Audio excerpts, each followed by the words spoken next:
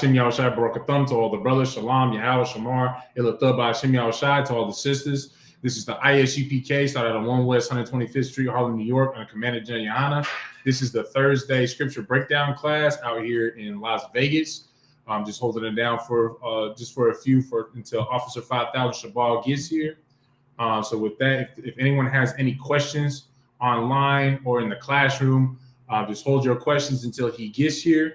In the meantime, I'm going to touch on a little subject that I have prepared for this upcoming Tuesday. But before we get into it, I'm just going to ask that everybody does their part. Make sure that you like and share this video. Make sure that everybody, you do your part to make sure that this truth gets spread out to the four corners of the earth. You understand? I'm not even just saying that to just anything that says ISUPK Las Vegas or ISUPK Nevada. This is anything with the ISUPK label on it. You understand? Which can be found, really on the four corners of the earth in the first place. We are doing our part in making sure that our brothers and sisters on the four corners of the earth have an opportunity to come back to these laws, statutes, and commandments the way that the Most High God had intended in the first place. And those brothers and sisters are the so-called Blacks, Hispanics, and Native Americans. You understand? I'm just going to do that for myself real quick, and then we'll start going in. Kick it off. Okay. So where we're going to start at. So what my topic is basically being in the truth doesn't mean you won't be tempted. You understand? And of course, I'll finish up my topic this upcoming Tuesday. We won't get through all of my breakdowns. But, being in the truth doesn't mean that you won't be tempted. And the reason for that, who can tell me as to why? If they know. It's not a problem if you don't. You want to take a stab at it? Go ahead, young man. Just because you're in the truth, it doesn't mean you're not, you still don't have those thoughts, negative thoughts. Okay. You might not have a craving for a certain type of food. Yeah, that's what I can add that topic. No, that's excellent. Those are great answers. Sis, did you want to take a stab at it? What's the question?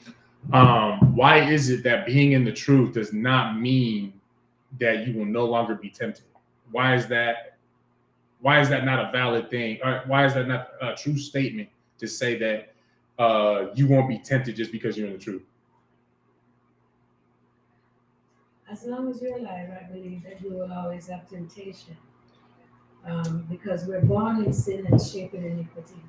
Okay. And our desire, we can't help what we desire, but we can help. When the thought comes to our mind, we have a choice, but it's going to always present itself. So, okay, now, I got a little question for y'all to throw a curveball for the answers that the both of y'all just gave me. All right. Because the brother has said that, you might just have a taste for something. So because you might still have, crave a certain food, you might, that in itself, that craving would tempt you to go eat bacon, for example, right? And you had said that, what did you say exactly? As long as you live, you will always have temptation because you're born in sin. You're born in sin. So now let me ask you this. We got this, this beautiful young baby right here, my 2.5-month-old son. Do y'all think that he's going to have those same type of cravings and temptations that we will have, or that we do have coming out of the world? Yes. Yeah, it depends. Hold on. Let's raise our hands. So both of y'all say yes, but I need you to expound on that. Go ahead, young man. I say yes, you'll have those temptations because you probably won't go to the same schools and be around those his friends and other people that may have unclean habits. Okay. So he might have the temptation to try it. Right. Right. Okay. Sis, did you want to add on to that? Not really. You don't have to yield to your temptation. Okay. And the Most High will always make a way of escape for you. But okay, so no, right. No, you're 100% right about that. So I guess what my question is my temptation to eat pork again going to be the same thing? And mind you, I don't have that temptation.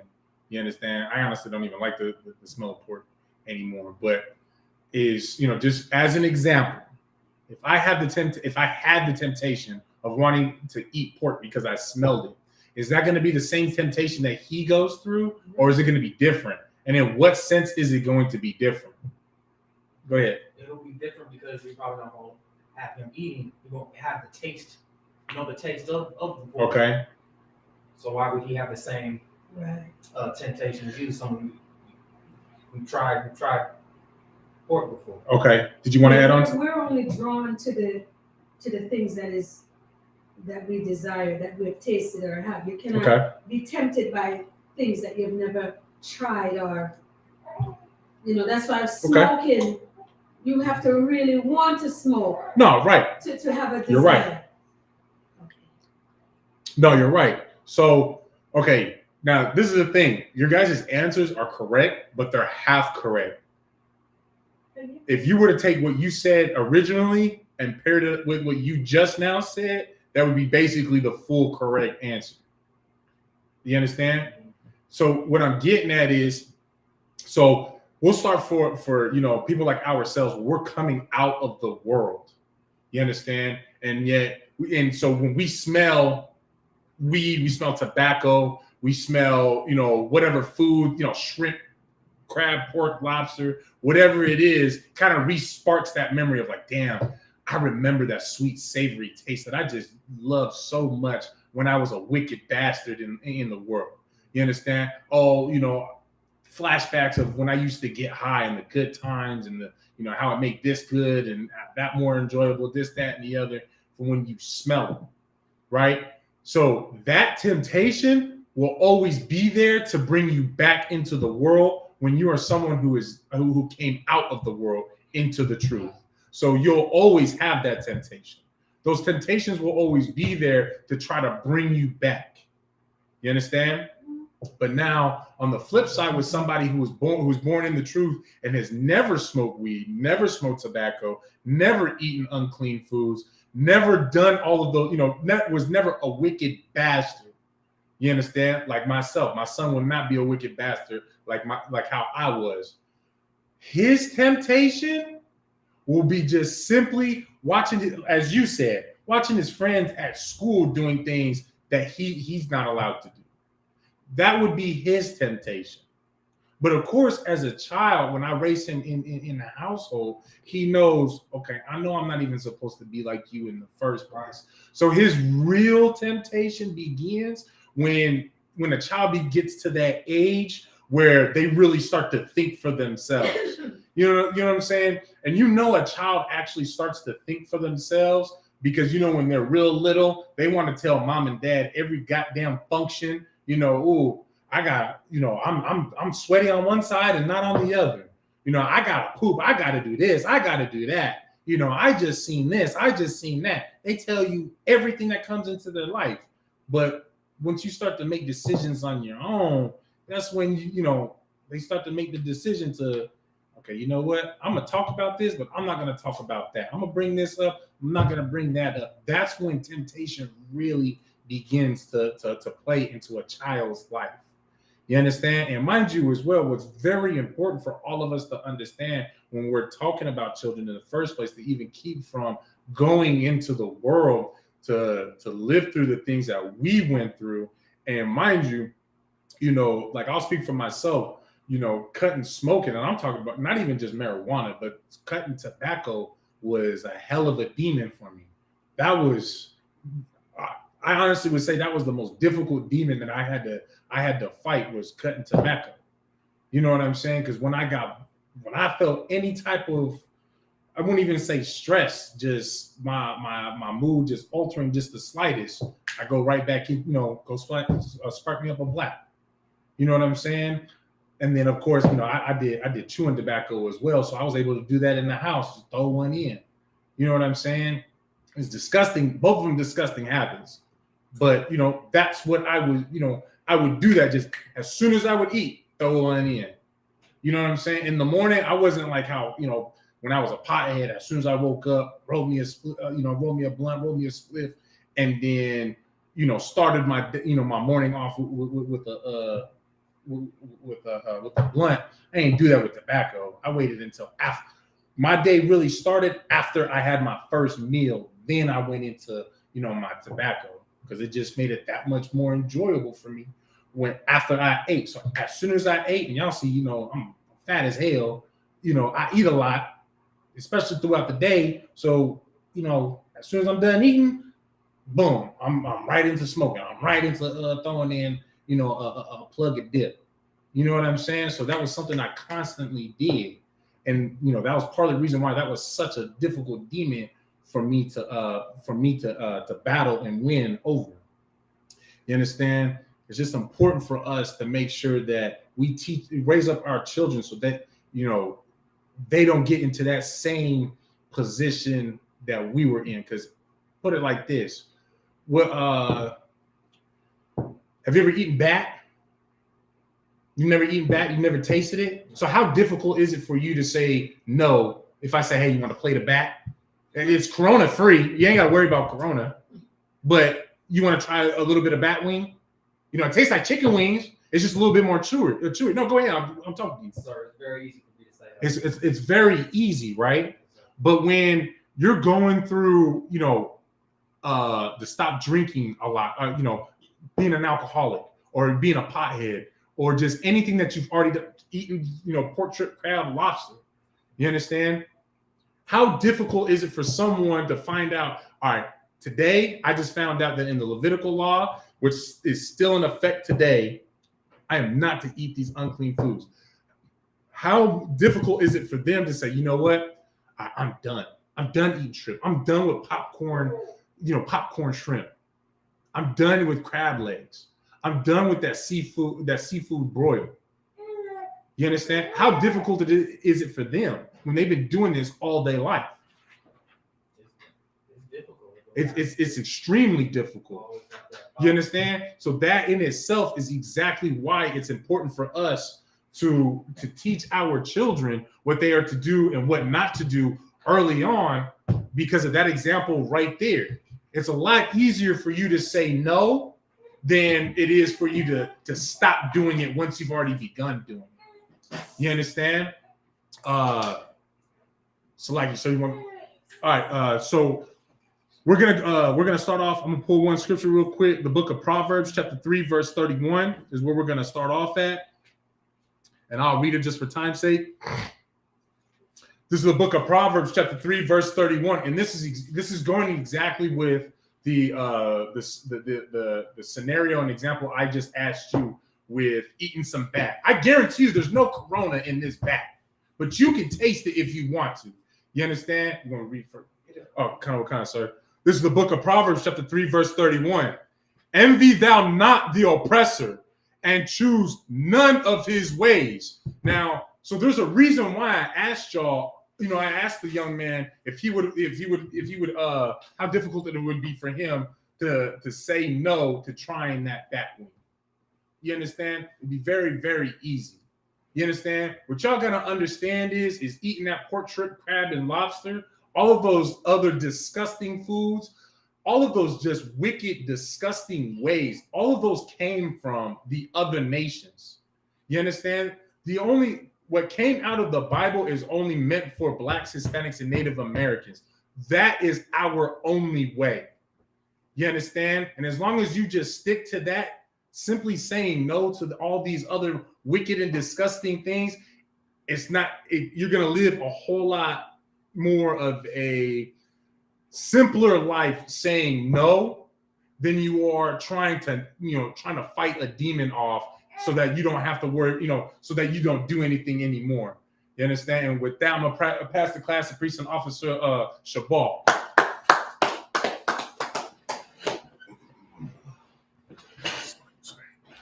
Water brother for holding the class down for me.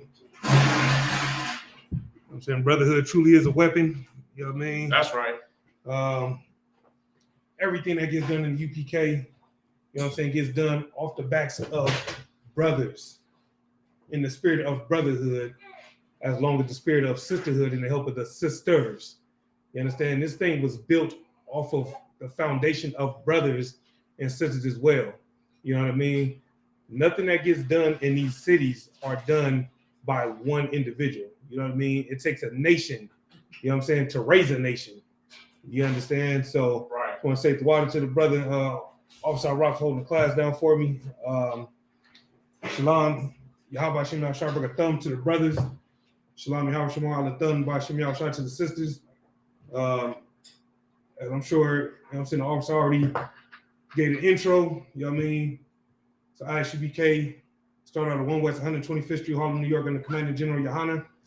Since 1969, we teach the so-called Blacks, Hispanics, and Native Americans their true identity according to the Bible. And what is that identity? You are the lost 12 tribes of the nation of Israel, which makes you the greatest people on the face of the earth.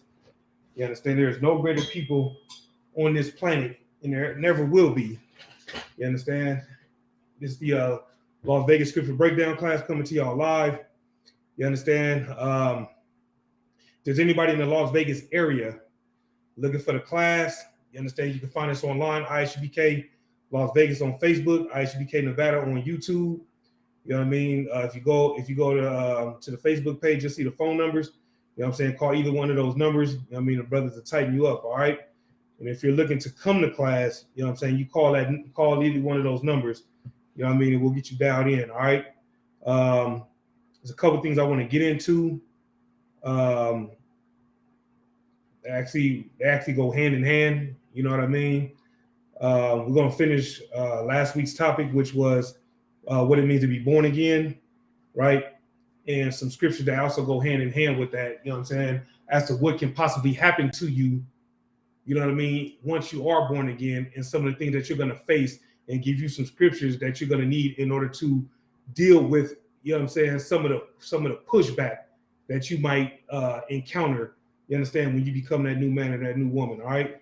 So as I'm looking for my notes for that class, if anyone has any questions, go ahead and type them in if you're online. If anyone in the class has any questions, you know what I mean, go ahead and raise your hand. And Lord, allow through the Spirit of the Most High in Christ, I will answer your question biblically. If I'm not able to answer your question tonight, you understand, I'll write it down and I'll have it for you by next week's class. All right. While I'm looking for the notes for the class, right? February, I believe it's 14th, and the 15th is the Feast of Unleavened, not Feast of Unleavened, but I'm jumping the gun. Feast of Purim. You know what I mean?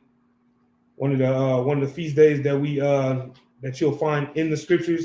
You know what I mean? Contact your camp leader, you know what I mean, for more details. You know what I'm saying? But that is a feast day that's coming up. You know what I mean? Our brothers and sisters should be eagerly anticipating, because I know I am, man. These feast days, you know, just coming together in the Spirit of the Most High in Christ is something that that everyone should look forward to, and it's something that that everyone should enjoy. All right. So let me find these scriptures real quick. If anybody has any questions, they'll go ahead and raise your hand. I'll go ahead and get to them. Brother, you good? All right, for sure. Good to see you. Hey, I rock. I have not finished with that breakdown on the question that you asked me in Second Ezra's. Lord allow, I'll have it by next week's class. All right, but I did not forget about it. Still working on it, because what we don't do in here is we don't give half-ass breakdowns in here. You understand? You'll hear a brother say, you know what, I'm only about 90% sure. Let me double check and make sure. You understand? Before we just spit some rhetoric just because we want to act like we know all the answers. You know what I mean? The scriptures say in order to talk, you must first be taught. You know what I mean? So if you have any other questions other than that, I rock. I mean, you can go ahead and shoot them. I do. While I look for these notes, man. Let me see. I'm listening though. Come on with it. So again, this is on Second Esdras. Let's see. I got quite a few actually. On 14 and 9. This one. This is the book of Second Esdras, chapter 14, verse 9. For thou shalt be taken away from all And from henceforth thou shalt remain with my son, and with such as be like thee until the times be ended. So this is the Most High talking to Esdras. So is it basically saying that Esdras is dwelling with Yahushai at the moment? Let me get there with you. Let's see. And of course, this was before Yahushai was even Yahushai on the earth. But it was like, is this basically saying that it would, the Most High had already intended for Esdras to be there, waiting to serve Yahushai when are to kind of just dwell in the fourth dimension with the both of them? Okay, let me get there with you.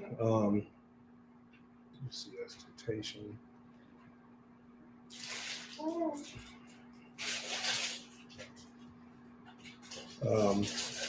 Bear with me, y'all. Give me 1 second as I grab the classes I'm looking for. Let me see. And then I had a brother read the scripture again, all right? So I get for the tardiness, just got off the slave a little while ago, y'all know how that go. Between that and this Vegas traffic, boy, it's a wonder you can get anywhere on time. Then they got to get up at the crack of dawn to get somewhere on time around here. Bear with me 1 second, all right? Let's see. I meant to leave my pen. Oh, here it is right here. All right, solid. So I got that, right? So I got that under control, got that covered.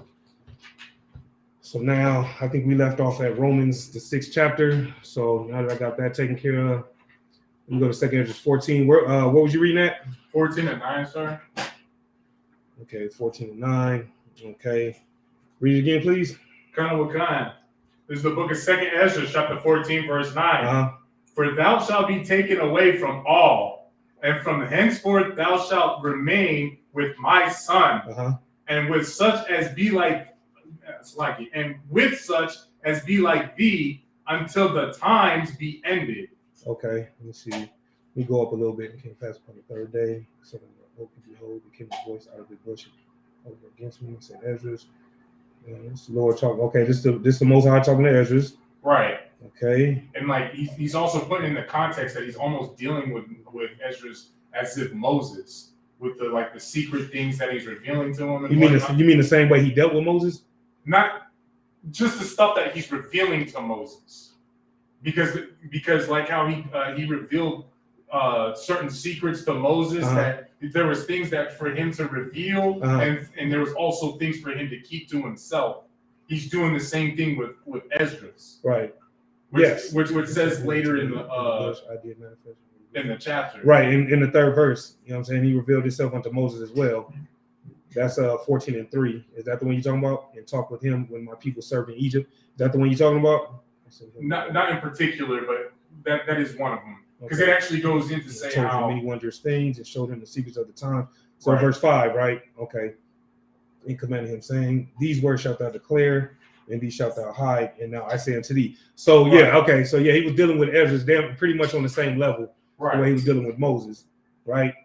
So that thou lay up in thy heart the signs that I have showed, in the dream that thou hast seen, the interpretations which thou hast heard, for thou shalt be taken away from all, and from henceforth thou shalt remain with my son. Okay. That's what it sounds like it's saying, but I don't want to say for sure. So let me get back to you on that one as well. All right. Matter of fact, just send me all your questions pertaining to Ezra, and then I'll work on them. Because this is between the 11th chapter and the 14th chapter, that could be a class in itself.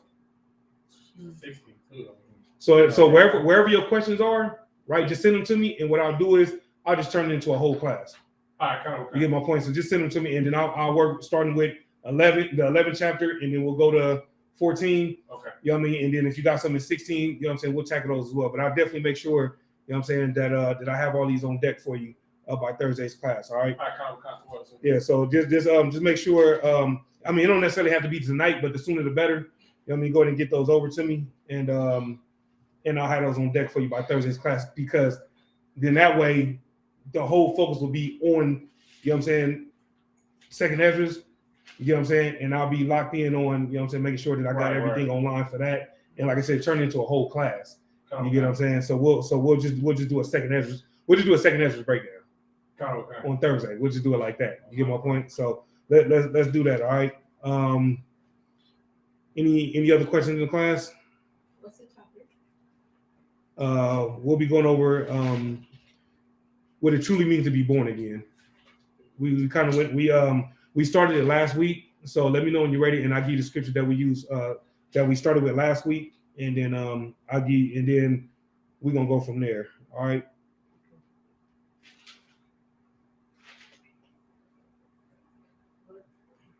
Yeah, because the thing and the reason why, you know what I'm saying, this is an important class is because of what Christianity has done to everything in this Bible, including being born again. All right. You get what I'm saying? Because of Christianity, the perception is you're born again when you stand up in front of the whole church, right? And you tell them your name, and then they either splash some water on your forehead or they dip you in water. Either way, and then once you come up, you're born again. You get what I'm saying? However, when you leave there, you're going to go do the same things that you did before you stood up in front of the church to let everybody know that you want to give your life to Christ. When in reality, you're doing that as a, hey, look at me moment. You see what I'm saying? It's the same way how when the pastor be going into his so-called breakdown, and you'll just find some random sister in the crowd somewhere, and she just get filled with the Holy Ghost, and I'm using that word for a reason, and then she gets up, and next thing you know, she's moonwalking down the goddamn aisle. You understand? She looking like Mama Payne. You know what I'm saying? On that one episode of Martin, remember when they were doing the wedding rehearsal? Yeah. And Martin and Gina took off? You know what I'm saying? And Mama Payne said that Gina kidnapped her son, and she got to doing all that crip walking and everything up and down the aisles and all that, start somersaulting. You know what I mean? That's what happens in the Christian church. And it starts with one, and then it's a trickle-down effect. You know what I'm saying? So one get the pop lock, and then he passes it off to the next one, and then she get the pop lock, and the next thing you know what I'm saying? It look like breaking up in there or Beach Street or something like that. You get my point? And to them, that's what, now everybody's born again. The whole goddamn church is born again. You know what I'm saying? But in reality, they're a bunch of born again homosexuals, child molesters, rapists, murderers, thieves, drug dealers. You name it, they're doing it. Right. You know what I mean? From the pastor to the gay ass drummer, you know what I mean? To the masculine singer, you know what I mean? She's a woman when she's in church. You know what I mean? But once she take that big ass hat off, right, and she be in that parking lot with them Newports and them Camels, you know what I'm saying? Then her real voice come back and she get to talking like this because that's what she's trying to be. You get my point? That's what ends up happening in the church. You get what I'm saying? But what we're gonna do in here, we're gonna give you actual scriptures of what it means to truly be born again and what happens when you become born again. Because there are times when you become born again where you start to encounter enemies, which it doesn't even sound right. It's like, wait a minute, I didn't change my whole life, and now y'all hate me. You get what I'm saying? We're gonna pull the scripture to prove it. You know what I'm saying? To prove that this ain't just me talking. You get what I'm saying, sis? So the first few scriptures that we went over last week was John chapter 3.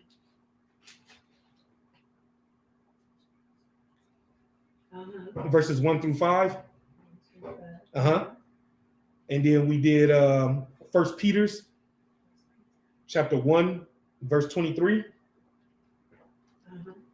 We did Luke chapter 5, verse 37 through 39. And then we did Romans chapter 6, verses 1 through 6.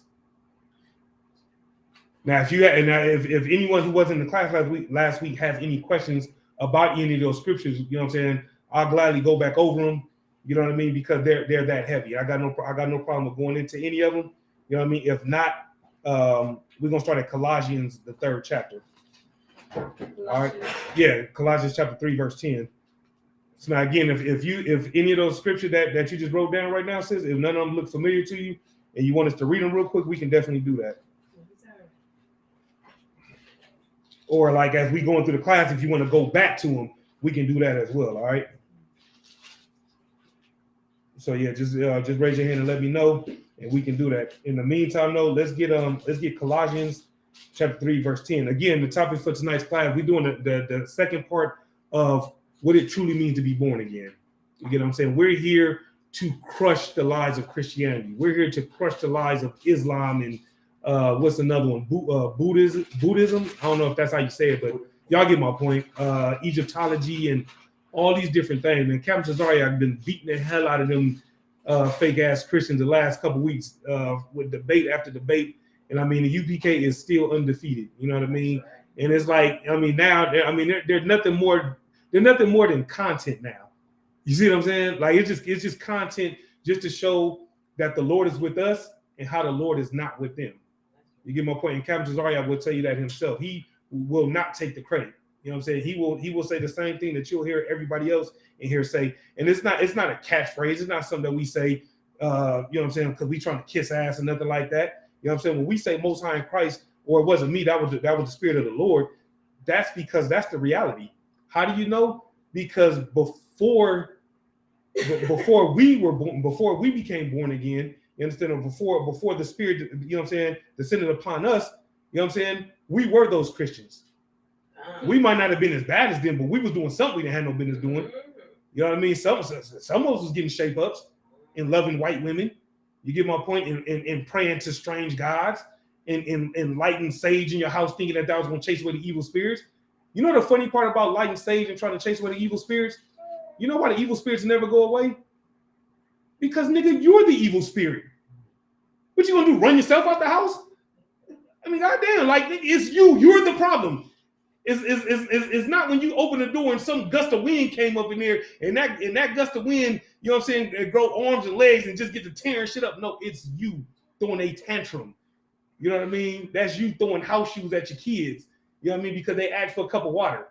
You know what I mean? Or they asked for another piece of chicken. You know what I'm saying? Which, even today, you ask me for another piece of chicken, I might throw a shoe at you. Like, don't fuck with the chicken. I'm just saying. It's like, no, I'm joking, but you know what I mean? I'm just saying the thing is that, you know, we because of all these stupid religions, we truly do believe that we can fight off spirits, evil spirits, with candles and sage and incense and all these other kind of things. When all that incense is gonna do is make your house smell better, which some of y'all do need to light them incense. Because some of y'all, because of that Rastafarianism and all this other kind of stuff, you know what I'm saying? Y'all niggas smell like y'all been underground for a few years. You know what I mean? Like nigga, y'all just on strike from deodorant, soap, lotion. I mean, y'all just said, nigga, I'm not doing none of that. You get what I'm saying? And that's what ends up happening. You get my point? And don't even get me started on these sisters. You know what I'm saying? I don't know how many strikes I got last week, all right, but it was man. But so I'm trying to avoid the strikes this week. All right. So what we're gonna do is we're gonna go into Colossians, right? This is Colossians chapter 3. Actually, you know what? Let's start at verse 9. This is the book of Colossians, chapter 3, verse 9. Wait. So like, my apologies. Let's start at 8.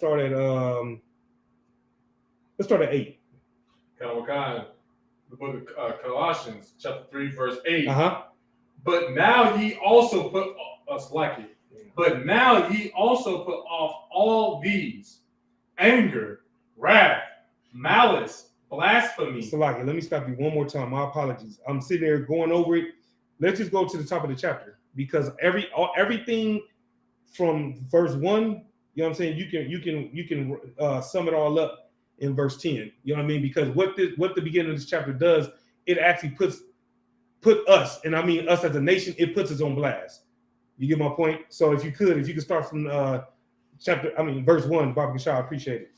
Colossians chapter 3, verse 1. Shoot it. If ye then be risen with Christ, seek those things which are above, where Christ sitteth on the right hand of God. Okay, so if you've been risen with Christ, what must you have? What do you have to do in order to be risen with Christ? Sis? His laws, statutes, and commandments. That's true. It says, if ye then be risen with Christ, seek those things which are above, right? I'm on, you got your hand up? Come on with it. You have to be born again. You have to be born again. Because in the hint is if ye then be risen with Christ. You get what I'm saying? The only difference is you're not actually physically dying. Right. You know what I'm saying? While you're that Christian or that Muslim, you're physically dying. You get my point? Every time you light that cigarette up, you're physically dying. Every time you snort that line, you're physically dying. Every time you snort that white girl, you're physically dying. I guess that's twofold, huh, with the white girl, huh? I didn't mean it like that, but hey, take it how you want. You understand? Call me a prophet. I'm just saying, though. You understand? But my point is, you're dying every day that you do these things. You get my point? And so what's being said here is if ye then be risen with Christ, meaning that you killed the old man. You understand? And you've been risen with Christ. It says, seek those things which are above, where Christ sitteth on the right hand of the Most High. What is it that you're supposed to be seeking? What is that thing which is above? The spiritual things. Technically, yes, but not what I'm looking for, officer. Righteousness? Technically, yes, but not what I'm looking for. Christ. Yes, but not quite.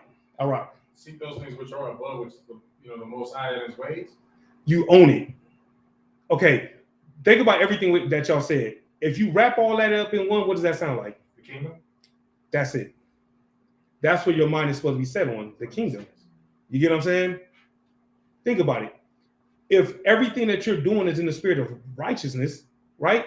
If let's just say we all became born again in Christ, right? And all of us had our eyes on the kingdom, what would happen?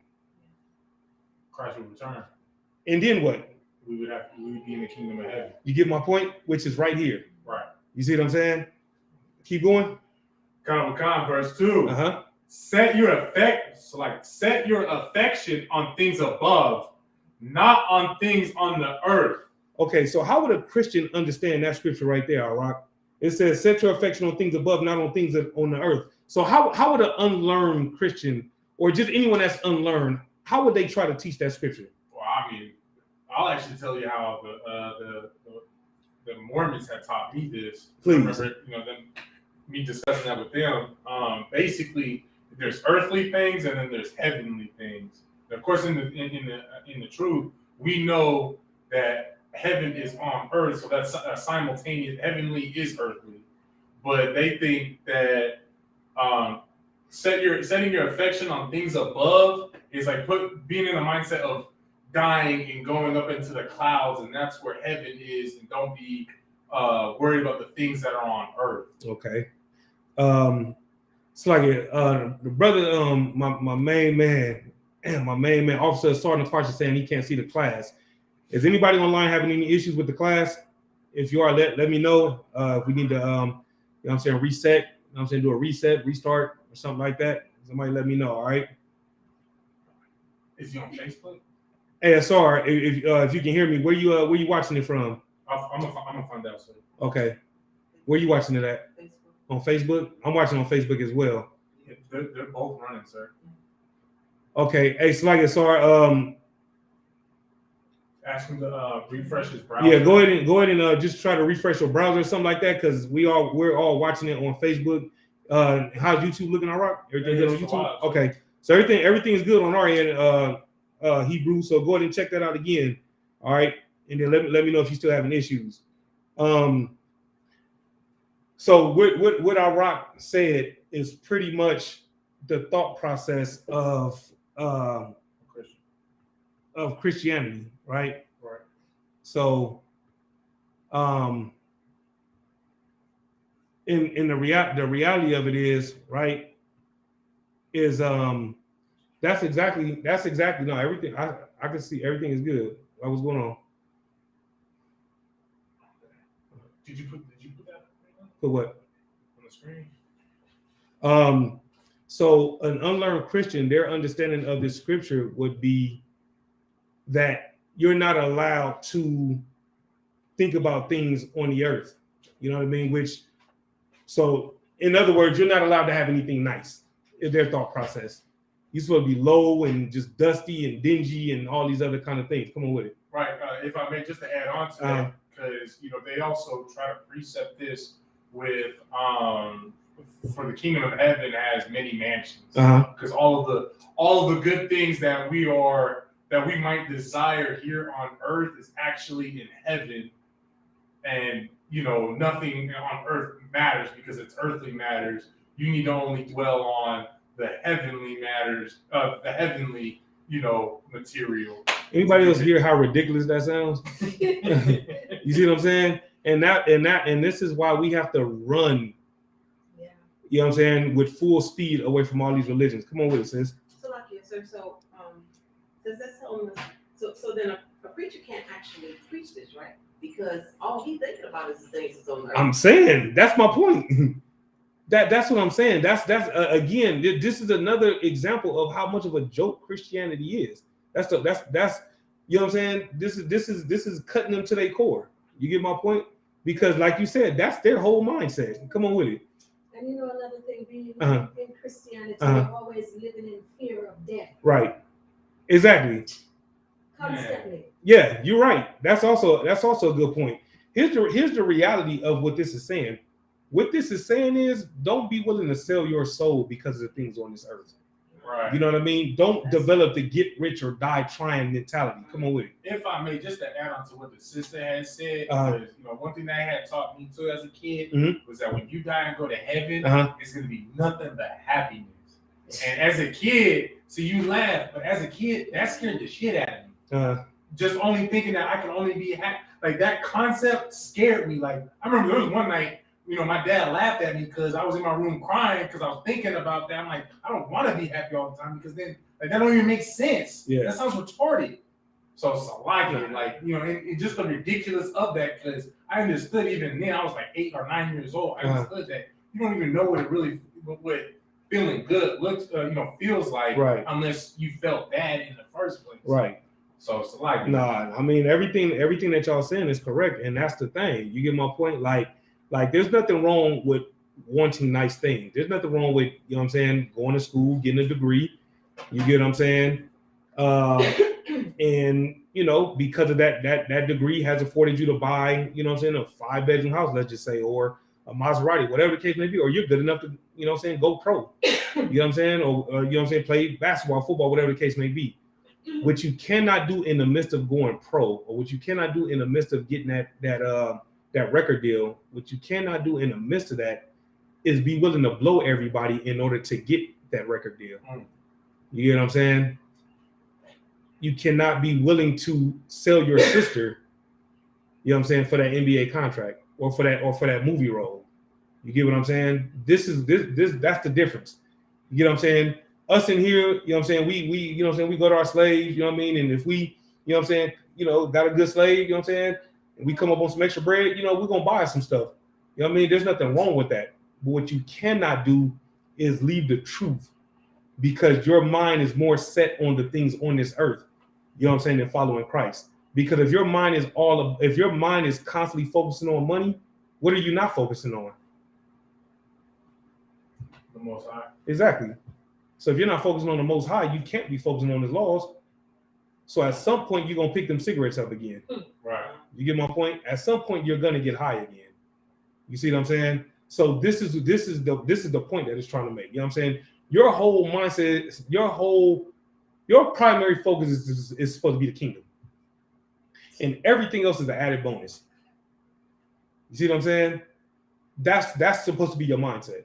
You get my point? If it's the other way around, you're not going to get into the kingdom. You know what I'm saying? You'll enjoy those things on earth temporarily. You know what I mean? But it'll all be vain. How do you know? Because Solomon said it himself. Solomon wanted to experience all these things. He experienced it, and at the end of the day, he realized it didn't mean nothing.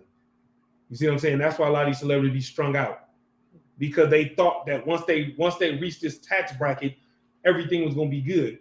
Not understanding that the only reason why these people are around is because of who you are. You know what I'm saying? But in reality, more times than not, you're an asshole. You get my point? You're a straight up prick that can't nobody stand. But because you throw the best parties, you always have the best champagne, you understand? And you have the finest pork, you understand, that anyone can find. You see what I'm saying?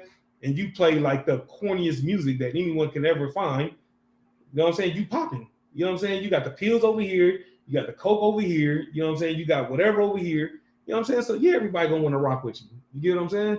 Come on with it. So like you said, a good precept is Matthew 6:33. Seek ye first the kingdom. Exactly. You see what I'm saying? Like that's where your mind is supposed to be.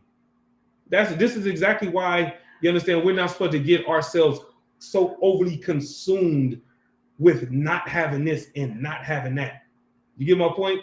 You got a roof over your head, lights on, food in the fridge, kids good. I mean, shit, what more can you ask for?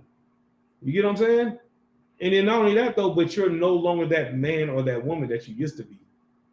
And no matter how much we thought we was having a good time when we was that old man or that old woman, we was miserable. That's why we got so high.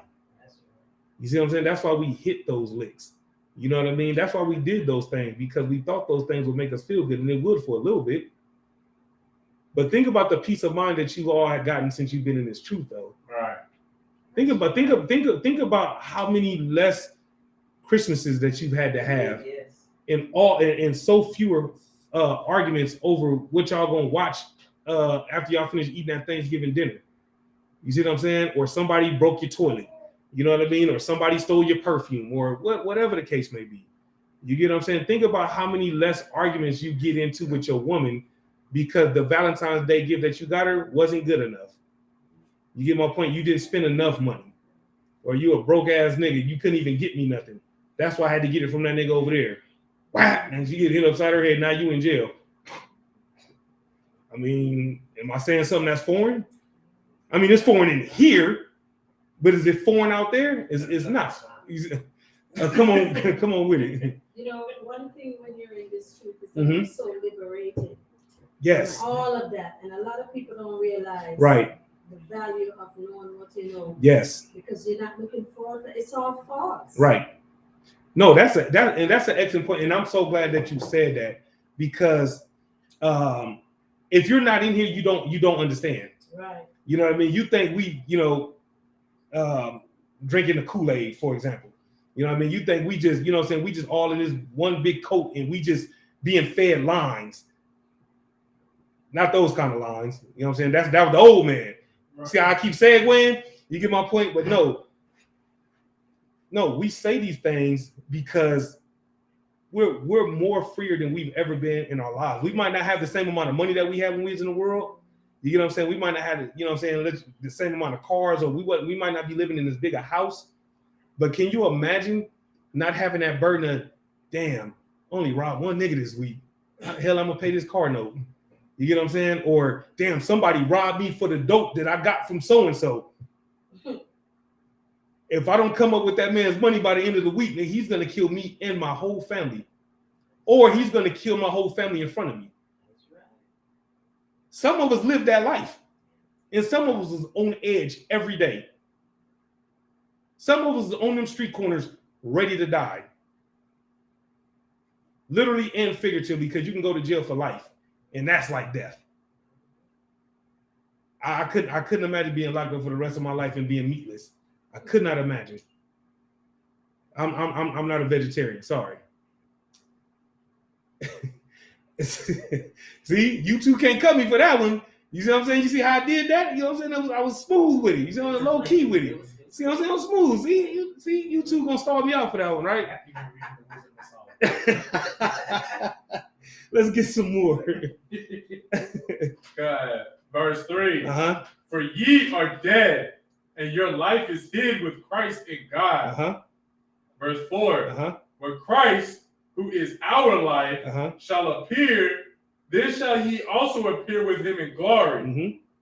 Mortify therefore your members which are upon the earth. Fornication, uncleanliness, inordinate affection, evil. That's a like, sir. I didn't hear what that Let's look that up. Concupiscence is, I believe, is how you say that. Let's look that up. Yeah, you know what I'm saying, Paul got fancy with that one, huh? For real.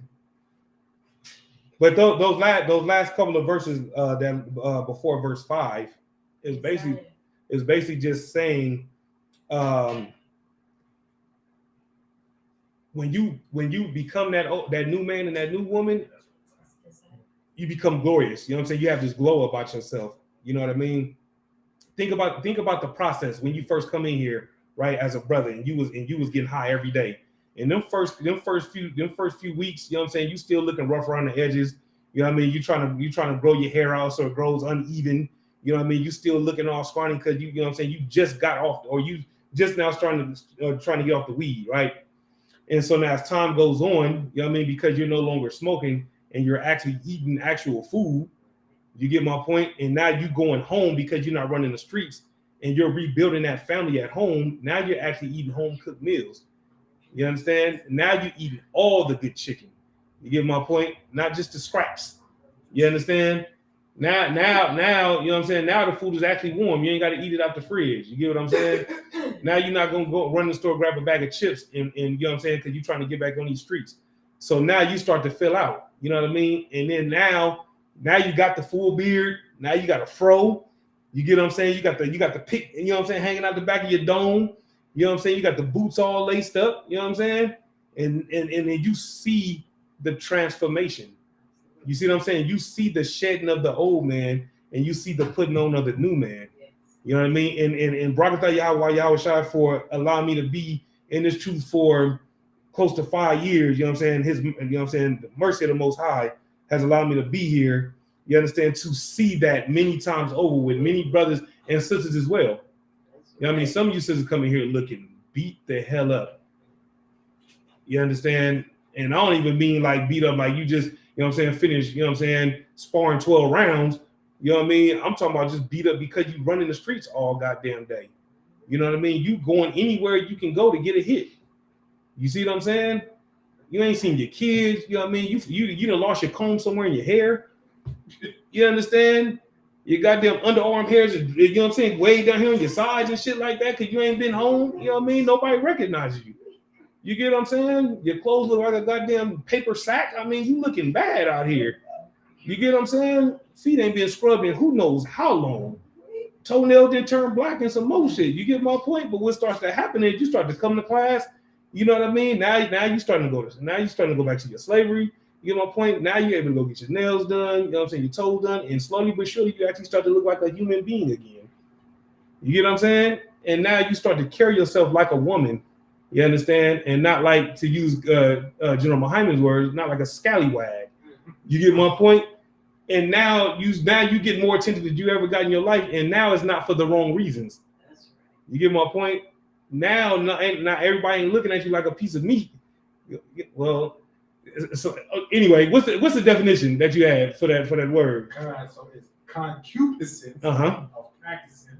Right on. I got leapfrog on my phone. Mm-hmm. Concupiscence. Now, strong desire, especially sexual desire. See what I'm saying? That's Webster's dictionary. Come on with it. What does it mean by inordinate affection? What does that mean?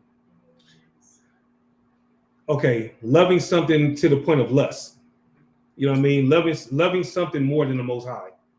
You know what I mean? Lusting over anything, because you're not. You know what I'm saying? It is unlawful to lust over anything. You get my point? And so inordinate affection, you know what I'm saying, is just going above and beyond. You get my point? To where I mean, listen, man, some people like love animals. And I mean love animals. You get my point? And that's an example of inordinate affection. You get my point? And then some of us, you know what I'm saying, love white men or white women or both. All at the same time. Yeah, which is, I guess, the same as loving animals, right? I mean, when you think about it, come on with it. Just want to add to this question. It's having less self-control, inordinate, no control, right, over your desire. No self-discipline. Like you just lust over everything. Anything you set your eyes on, even if it's another man's woman, you're willing to do whatever it takes to get that woman, despite knowing that she has a man. You get my point? Come on with it. So that, Mhm. if I may, that Uh-huh. describes every preacher in the Christian church. I'm That- sorry. That's why you notice how they never touch Colossians. Yeah. You get my point? They actually don't listen. They don't mess with a lot of stuff that we mess with in here. You get my point? Why? Because if they were to read it out loud, everybody be sitting back like, what the hell are we doing in here? And why the hell are you standing up there? And why the hell do you look so gay? You get what I'm saying? And why is she so masculine? And why does she got to shape up? You see what I'm saying? These are the things that start to happen. Why does he have breasts? Like, you know what I'm saying? You get to find like, wait a minute, is that a dude or a chick? What's going on? How you gonna have breasts and a beard? What the hell is going on around? But these are all the things that you're gonna find in the church, though. You see what I'm saying? It sounds crazy and like we laugh because it's funny, but in reality, this is what you're seeing. You get my point? Like the LGBT community is accepted in the church. You want to know why? Because their money spends just like everybody else's. You know what I'm saying? Listen, you can go in there blazing a trail with all your flames. You get my point? And you still, you know what I'm saying? You'll get a front row seat. You get my point? Come on with it. And it's a lot of concern. Uh-huh. I mean, like they accept the LGBTQ, Mhm. they found out about the money, right? Yeah. The Mormons, that's how the Latter-day Saints. Uh-huh. I remember once upon a time that a black person couldn't go anywhere near them on their property or anything. Oh, for And real? So, oh yeah, and one of whatever his name was, Uh-huh. he was using the bathroom. Uh-huh. And he had a vision, and the Most High let him know that black people's money spent just as well as his. And so, because of that, they started to allow black people to come in, but you can only go so far as a black person in the Latter-day Saints. Praise white Jesus in his holy name. Come on. That what she's talking about is in that, what is it called, the LDS temple or whatever. They weren't allowed to go in there, so they believe that for you. So first of all, their book of life is in there. If you're not written and their book, documented in that book, you're not going to be able to go to heaven. Mind you, as well, when you die, you got to be buried in that property as well. Yeah. So to what the sister is saying, if you're black, you can't go into the temple. But then over time, they opened it up, but not the entire temple. You get your name in the book of life. Yeah. But you still don't have access to everything. Right. So sounds about right. Sounds like everyday life as a black man, right? Like, yeah. You know what I mean? Yeah, exactly. Let's get some more. Kind. You want me to read that from the top, sir? Nah. And covetousness, which is idolatry. Right? To covet something, to want something, you understand, so bad is like idol worship. You know what I mean? What did Bone Thug say? Think about what we talking about. I know they said a lot of things, but I'm asking for something specific. What did Bone Thug say?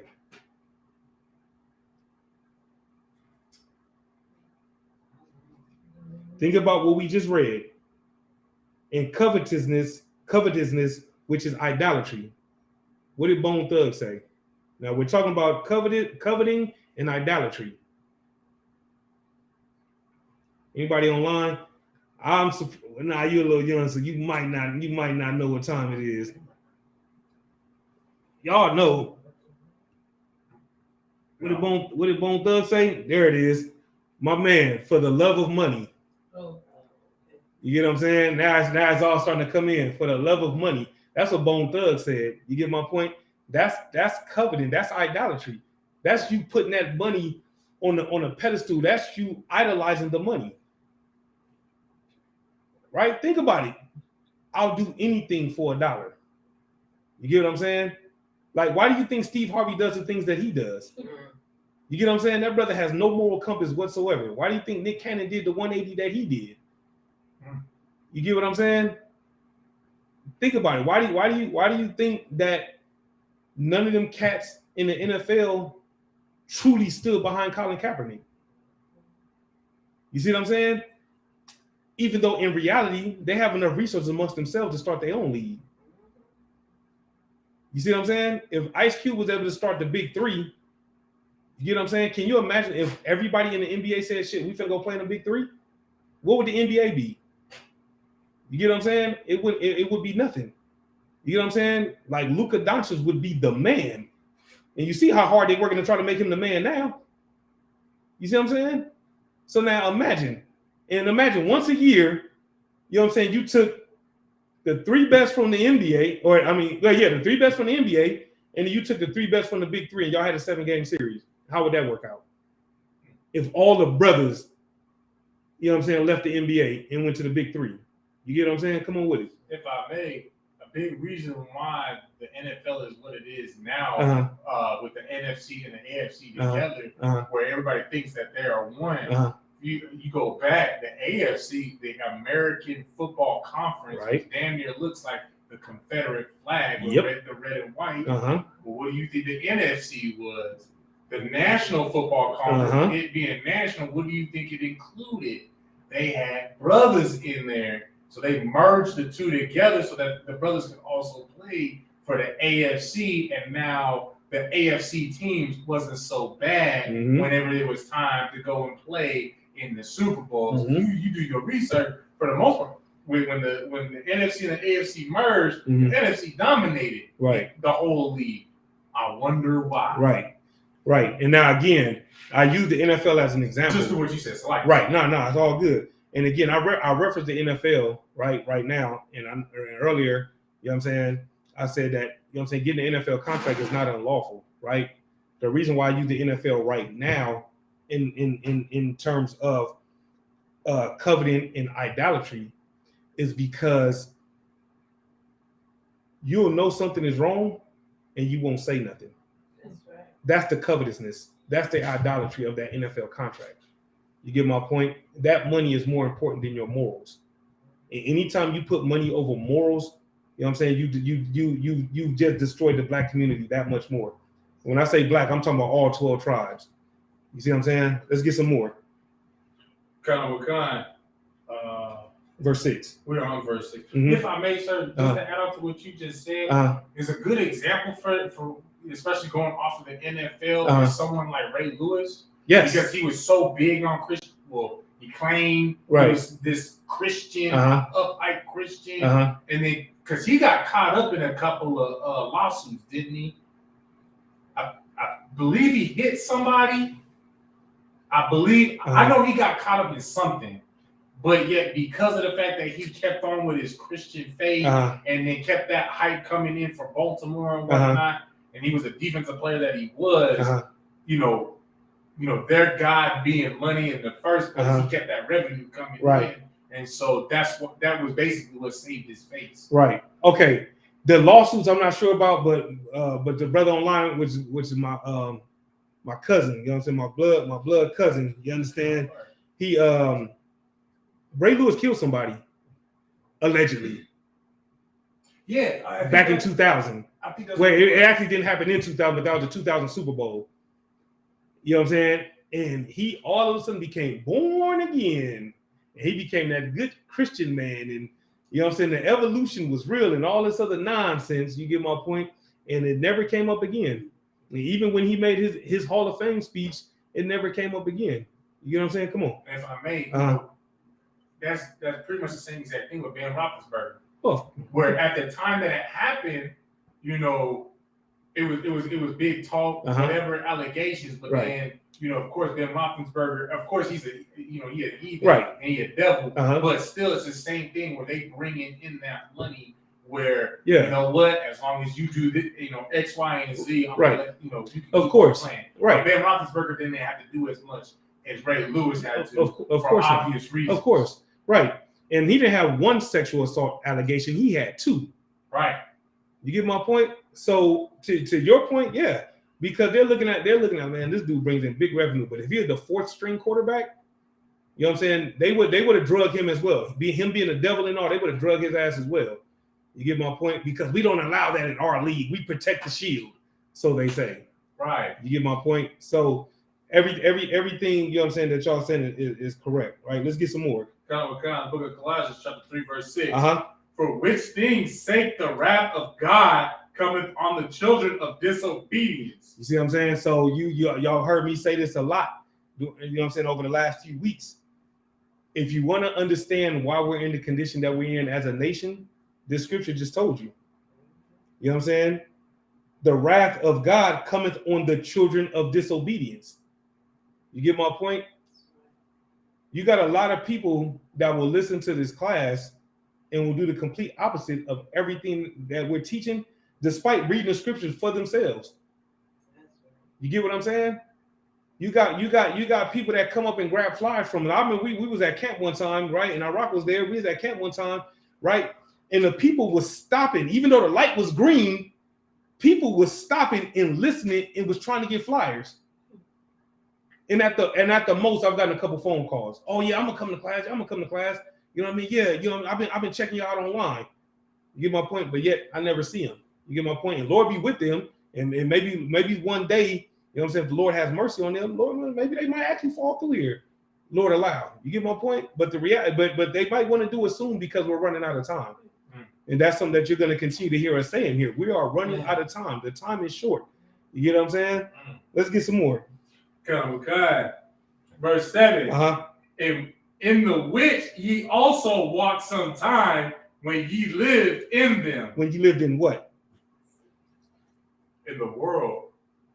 True. Well, in those lusts that he named off in verse 5. True. But I was looking for something more specific. In them sins? No. Yes, but no. Yes, but no. In them as in the way, you know, like the ways of the heathen? Yes, but no. It's right there in front of y'all. Come on with it. We walked in before we were born again. Bring me home. You're right, but bring me home. Okay, repeat that question. Is it about Christ? No. Yes, the sister is true, but not what. That's not the answer I'm looking for. She's correct, but I'm looking for something specific though. What was the question? It says, in the which ye also walked some time when ye lived in them. When you lived in what? The wrath of God. Wrath of God being the children of disobedience. That's it right there. Right. That's it. So you wanted the whole verse. At one point, no, just the last part. Oh, you were at one point in time a child of disobedience. Okay. You get what I'm saying? We just read the verse before that. That's why verse 7 is coming right behind it and saying that's what I'm saying. He's calling us out. You see what I'm saying? In all these verses, and he's even saying like y'all were those people as well at one point. Y'all like we're that we're not those people today, but if we're gonna keep it a buck, we were those people. We were the children of disobedience. Right. That's why we suffered the way we did. You know what I'm saying? But now, fast forward to today, we're as individuals aren't suffering because we're no longer the children of disobedience. However, as a nation, we're still suffering. Yeah. You get my point? So we need more brothers and sisters like verse 7 and fewer brothers and sisters like verse 6. You see what I'm saying? Let's get some more. Verse 8. But now ye also put off all these. You've done what? But now ye also put off all these. Some of these. All these. Anger. Wrath. Malice. Blasphemy. Filthy communication out of your mouth. Ooh, man, that's a rough one right there. Man. Right? That's a rough one right there. We're gonna mess with this scripture a little bit, right? And here's what I mean by that, right? One of the things that stands out to me is, but now ye also put off all these. Right. Why is all these so important? Because so like for instance, when you come into the UPK, no longer do you have any of that anger, malice, any of the things that are listed afterwards, you know, towards your people. In fact, you actually learn brotherhood, sisterhood, because you're going to have compassion towards your people instead of having anger, malice, blasphemy, etc. towards your people. All true, right? But think about where it says, but now ye also put off all these. What is that telling you though? What is that letting you know? Come on with it. Within all of us, we possess all these habits. That's true. Right. That's true, but it's a little bit more. I'm gonna try again that we were born again. Yes, that's true as well. it's a little bit more than that though, right? What you're saying is correct. It's a little bit more. Come on with it. So that we all were those Uh-huh. things, but then like the sister said, we were born again. So it goes into, just the fact that like that's who we were. We're not anymore. At holes in that. I mean, I feel like I'm Everything that y'all saying is correct. Let me bring it home, right? So when it says, what I wanted y'all to focus on when I said, or when the scripture says, but now ye put off all these, y'all all said because we're born again, right? What is this telling you though? that you shed yourself of them. That's true. It's something else though. You're right, but it's something else to it though. So the only way you can put off those things is to be born again. I mean, that. You right there. I thought you right there. You right there. Come on with it, all right? You put those things on. You put those things off to put something on new again. That's true as well. Let me, Come on. I want to say comment. Like we were talking Uh-huh. earlier, right? Uh-huh. All of us are born in sin and shaped in iniquity. So we come with these things that are, it's like we're born, it's in us. Uh-huh. So if it says that we all, it's like as if we were, it's in us. Uh-huh. So we shed it off once we're within, Right. or having the knowledge of, Right. the understanding. Right. That is correct. Right. The sister said we can change. This scripture is proof that we can change. What I wanted y'all to focus on is this, where it says, but now ye also put off all these things, right? You want to take a shot? Like didn't you just say not some of these things, but all these things? Give a brother a hand. You can't be born again if you only put off some of them. You get what I'm saying? Think about it. That's why I emphasize the all these things. You see what I'm saying? You can't say that I'm born again, but you still, you know what I'm saying, a drunkard, for example. Not someone who drinks alcohol here and there, but a drunkard. You get what I'm saying? You can't say that you're born again and you're still a whoremonger. You get my point?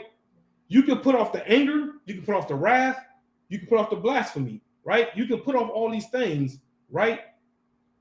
But if you still pimping, how are you born again?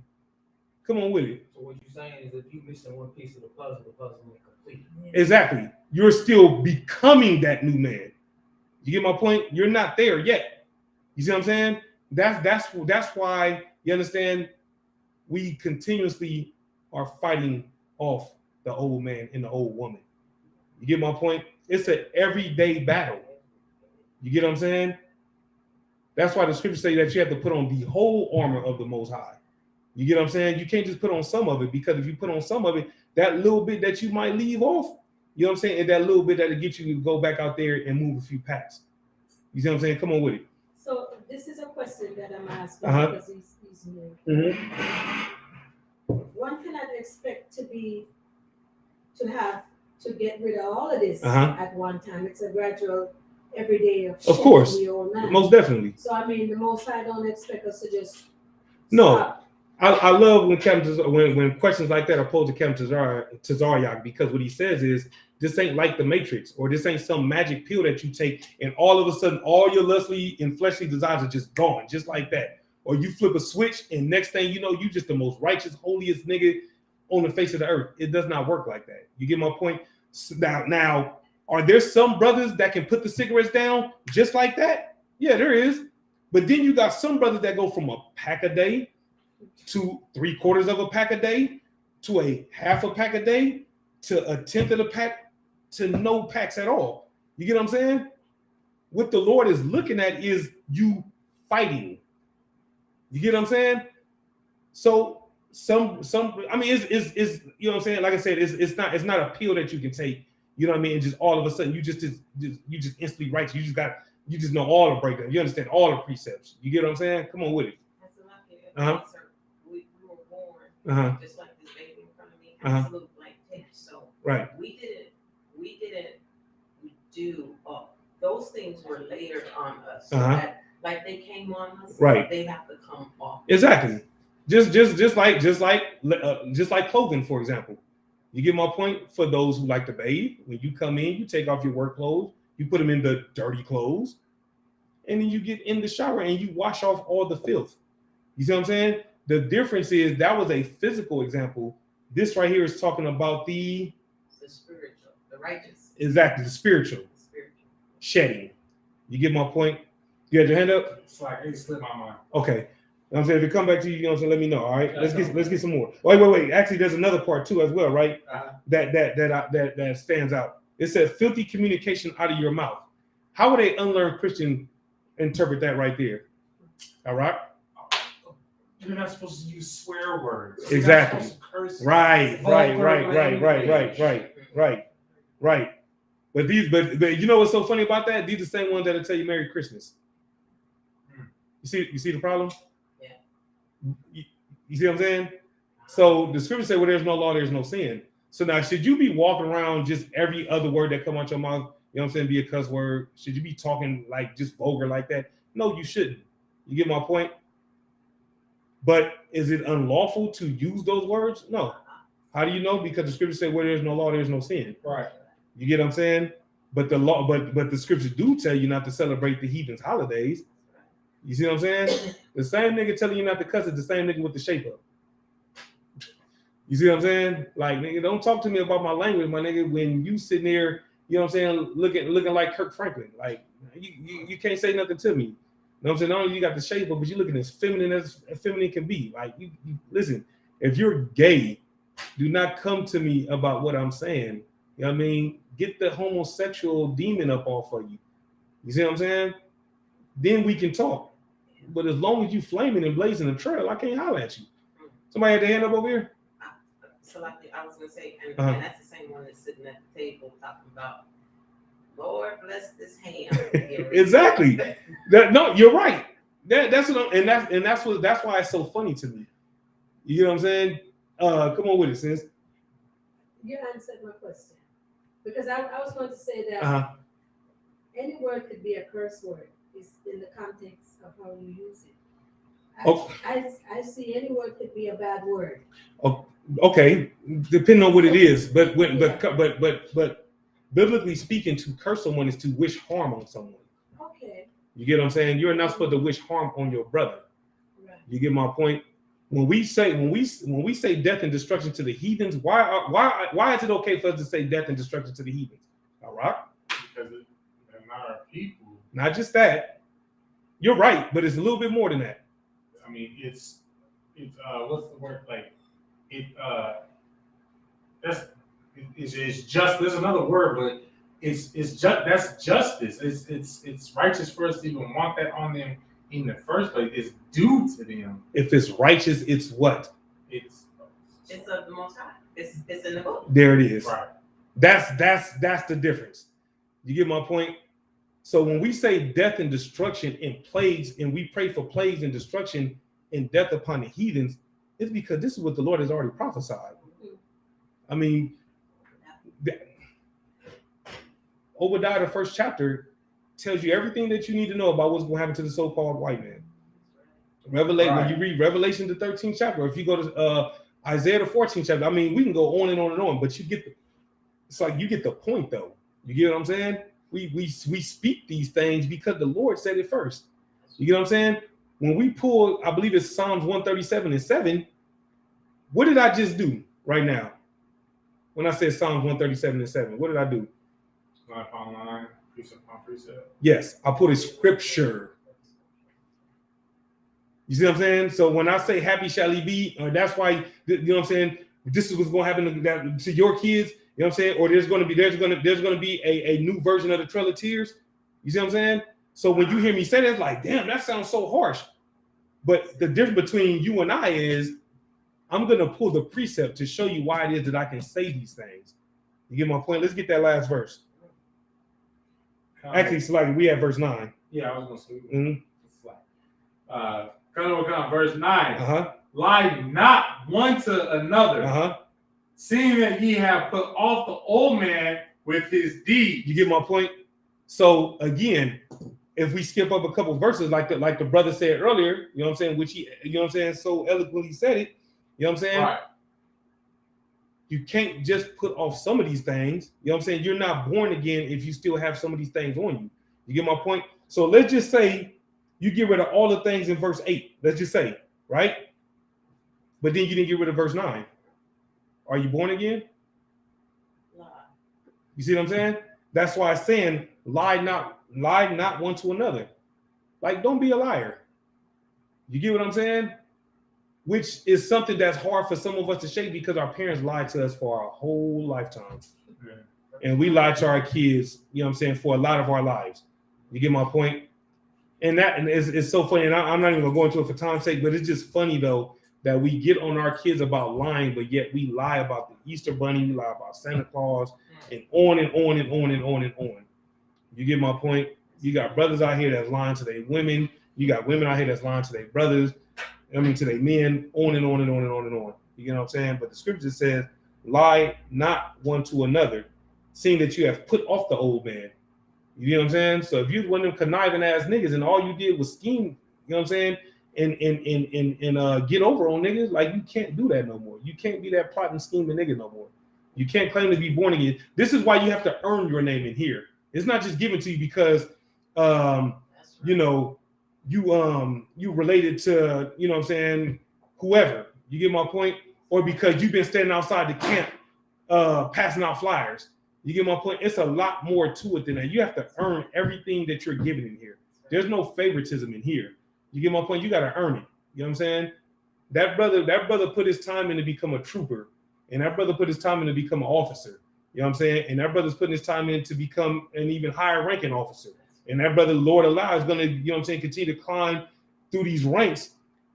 And it's not because me and his brother, you know what I'm saying, we like the same kind of drink, or we you know what I'm saying, we pull for the same football team. You know what I'm saying? It has nothing to do with that. You get what I'm saying? It's because this brother puts in major work. You get what I'm saying? This is, I mean, if I started talking about you sisters in here, I could take up the rest of the class because of the things that you do. You get what I'm saying? But you do things.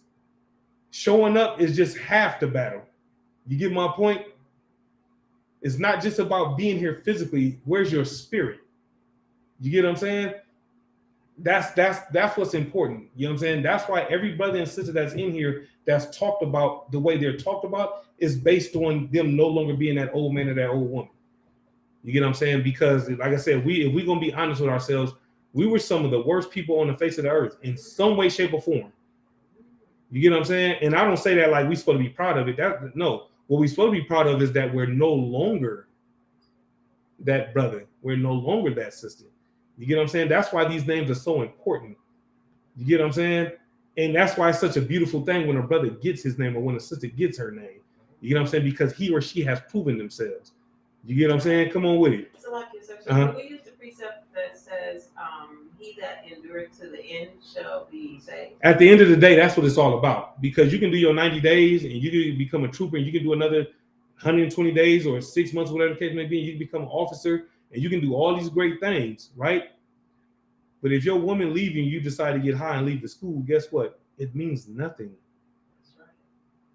You see what I'm saying? Or if you get fired because they seen your tape on YouTube and you like, shit, man, now you didn't shave, you didn't cut your hair, you see what I'm saying? You didn't put on a suit and tie and you didn't went in there and beg for your job back.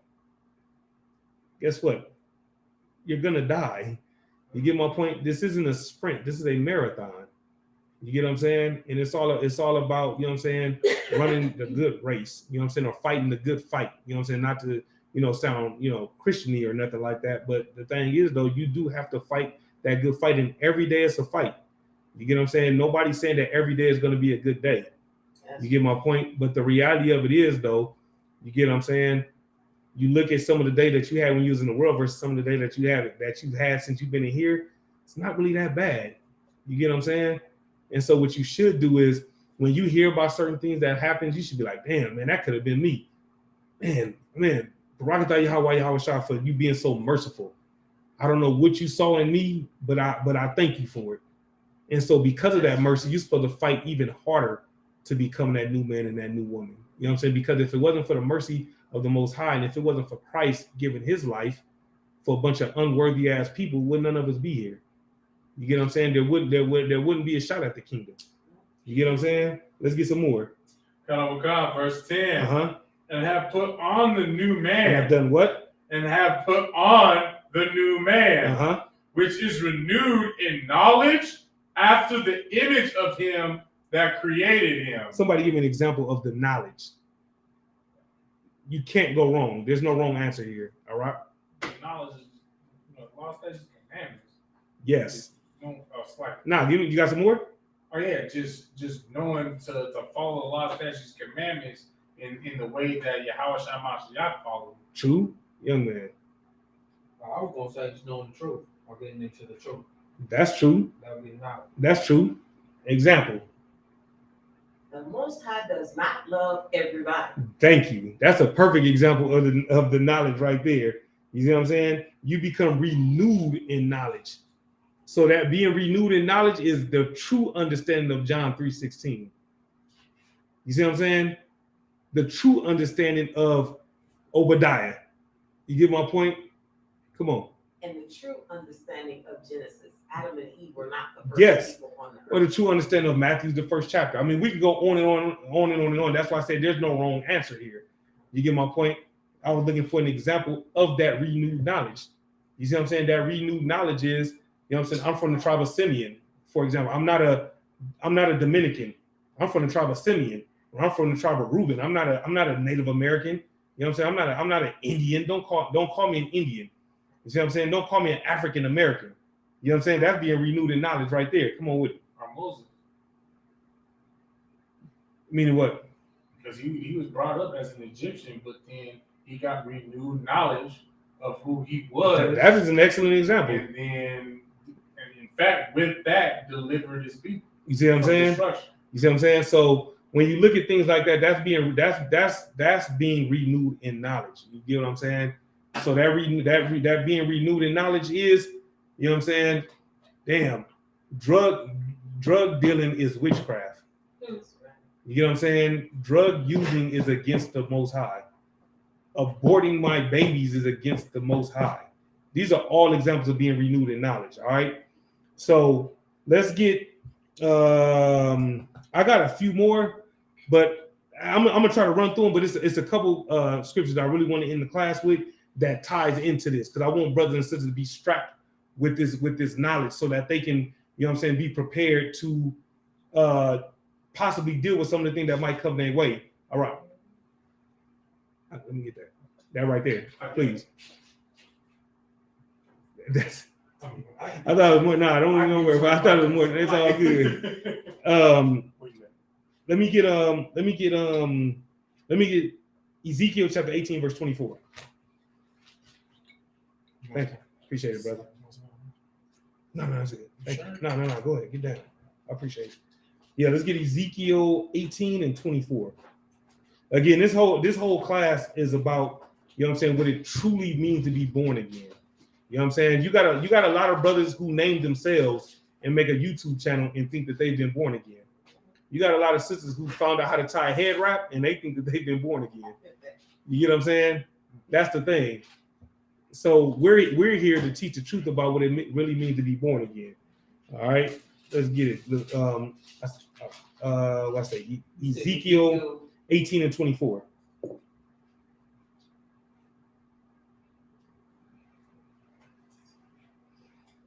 Please. This is the book of Ezekiel, chapter 18, verse 24. Uh-huh. But when the righteous turneth away from his righteousness and committeth iniquity and doeth according to all the abominations that the wicked man doeth, shall he live? All his righteousness that he hath done shall not be mentioned. What does that sound like right there? What does it sound like? Yeah. Everything that you just read right now, what does that sound like? For time's sake, I'm gonna give it to y'all. We just literally just got done talking about this. We just got done saying it's not a sprint, it's a marathon. You get my point? So you can do your 90 days and get your Hebrew name. You can do all these things, but if you go get high, all that it's all for naught. We literally just got done saying this. You see what I'm saying? You got some more? I was just gonna say that it's like literally the reverse of being born again. Yes. Yeah. Yeah, that's a good way to look at it. Born again? I don't know the word, but we can make one up and just run with it. It should be something that we all know up in here. Come on with it. What I'm getting is like it ain't really like a marathon and a race. It's more like it's a lifestyle. It's a lifestyle that you have to live. It's not a marathon and a race. That's true. You know what I'm saying? But all those are like metaphors. Like the marathon, you know what I'm saying? It's just more so like a metaphor. You get my point? Because that's something that we can relate to.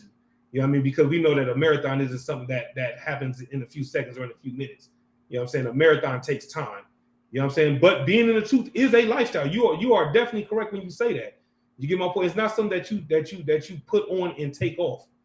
You get what I'm saying? Because even at our slaveries, you get what I'm saying? We still rock these shields. Right. You get what I'm saying? I don't wear this one because of the type of work that I do. But I make sure I got this on. It's a little small, but niggas know what time it is though.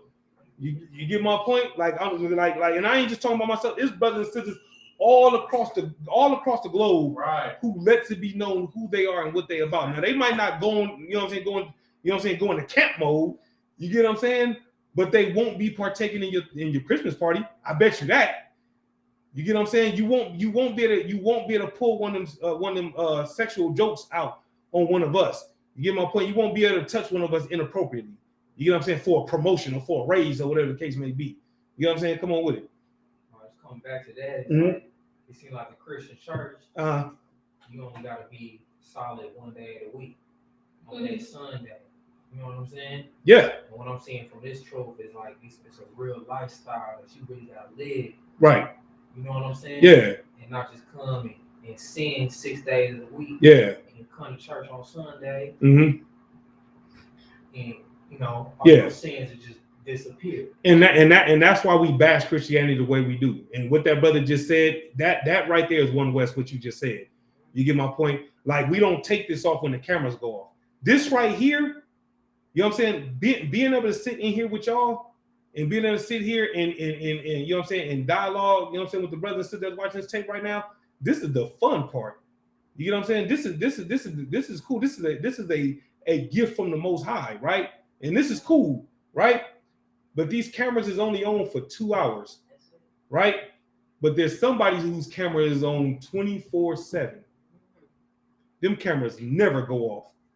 You get what I'm saying? And so because those cameras never go off, right? You can never turn this off. You get my point? We might hit in class or in stream, you know what I'm saying? But the Lord ain't saying, oh, well, shit, he did that was a hell of a class he taught. All right, well, shit, go and do your thing. Nah, that nigga's still watching. Meaning what? It's like not like that, but y'all get my point. Meaning what? You cannot leave here and go hook up with the weed, man. You understand what I'm saying? Like you can't do that when the cameras go off. You can't take the shield off and put the dashiki on.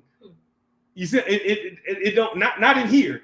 IUIC, you got action. GOCC and all them, you got action.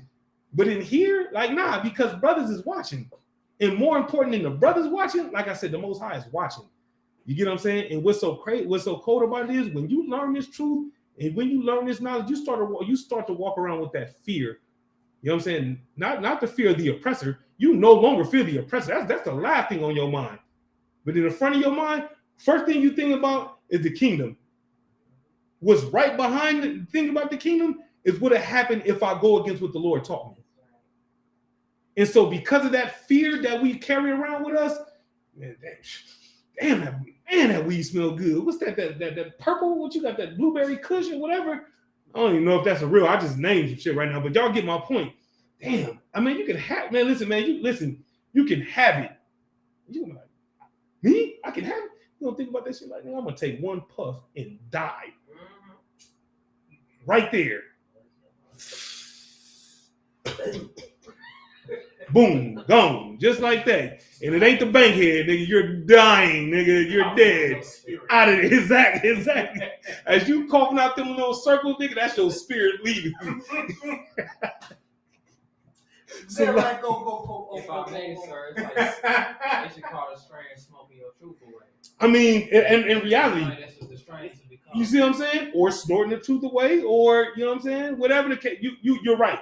You see what I'm saying? Anytime you do anything against this right here, You know what I'm saying? You know what I'm saying? You traded your soul for riches. You see what I'm saying? Come on with it. And so, lucky, sir, if I may, Mhm. for those who don't know, Mhm. you can leave here and go smoke some dope if you want to, but Dad Muhammad is gonna find out because the Most High gonna let him know. Exactly. And then he's coming for you. Exactly. And that's the thing, man. You don't want to be that brother. You don't want to be that sister. You get what I'm saying? Like you don't want to be that. You know what I'm saying? You don't want to be the one that everybody's reading about on Facebook. You know what I'm saying? Like, hey, that brother's no longer in the school, or that sister's no longer in the school, whatever the case may be. You don't want to be that. But again, it's even deeper than no longer being a part of the school. If you're no longer a part of the school, you're no longer a part of the body. Right. And if you're no longer a part of the body, you know what I'm saying? It's only a matter of time. You get my point? Come on with it. Right. Just what you just said, made real quick. Mhm.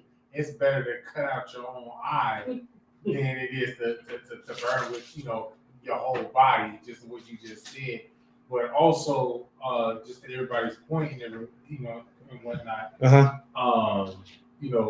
it's not really what you do about. There is no such thing as behind closed doors, Right? Because them doors are always open. Yeah. So, like, I just wanted to say that. No, that's an excellent point.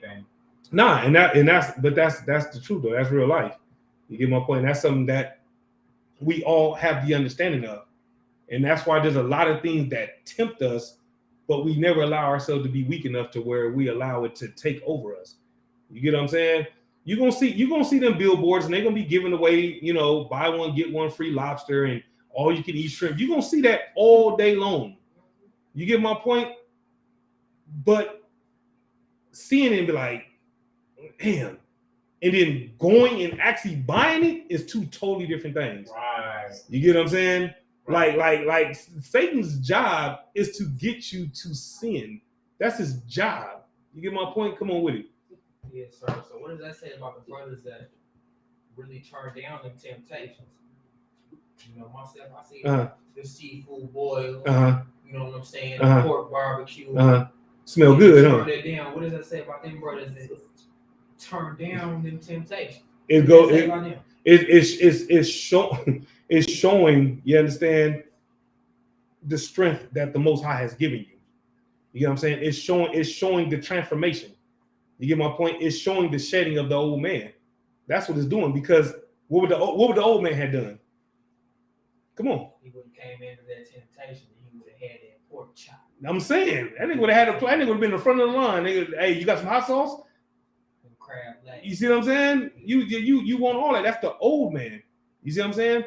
But as you're learning how to become that new man and that new woman, you know what I'm saying? You're gonna keep going. You're gonna find something else to do. You know what I'm saying? You'll turn on the class. Or you'll call a brother and you'll forget about whatever it was that was tempting you. You get what I'm saying? Like, I mean, we've all done it. We didn't got on the phone because it was something that was vexing us. And you fuck around and be on the phone with somebody for an hour and be like, damn, what the hell was I tripping on? Or you'll listen to it, or some old class will pop up on Facebook, and it was just a class that you needed to see. You get what I'm saying? Like, one of the ones that I'm constantly reminded of is the scripture in Ezra, where, you know what I'm saying, where the scripture say, I'm paraphrasing, but you know what I'm saying, this is the condition of the battle. You get my point? I'm paraphrasing, but the point is, all these things that you're dealing with, man, the ups, the downs, the arguments with the wife and the kids, and having to snatch them up by their hair, and on and on and on and on and on. All these things, this is the condition of the battle. Getting fired from this job, not getting this job, getting a 3-day notice on your door, and all these different things. And then the weed man, like, hey man, I need a partner, man. I just need you to ride with me, man, to go pick this shit up, man. I'll give you, whatever. All these things are the condition of the battle. You see what I'm saying? Come on with it. If I may say, that's one thing that me and Officer Rock were talking about earlier. I was sitting there earlier today, going through it with a female.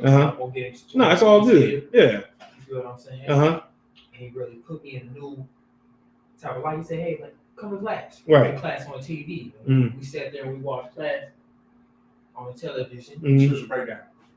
And it really, like, took me out of that mindset. Right. You feel what I'm saying? Right. I was able to move on from that situation and get back onto the path. Right, exactly. No, and that's a beautiful thing. And what you experience today is nothing different than nobody else in this room. You know what I'm saying? It might be the other way around, but you get the point though. You know what I'm saying? We've all gotten that phone call or that email or whatever the case may be that'll take you all the way out the spirit. And you ready to just like, man, you know, and you just ready to just lose it. You get my point? And then you'll turn on the video or you'll get a phone call or a brother might hit you up and ask you to do something. And because you're trying to get that order done, you'll forget about what it is that you was tripping on because like, man, Captain so-and-so just hit me up, man. You know what I'm saying? And said, hey, man, I need this done by the end of the day. And you're so focused on trying to get that order done that you forget about whatever it was that was vexing you. Right. You get what I'm saying? Or you'll get a call from a brother you might not, you ain't talked to in a while. You get what I'm saying? Right. And I'm telling you, man, those phone calls, man, it does something for the spirit, you know what I'm saying, that a shot in the arm could never do. You get my point?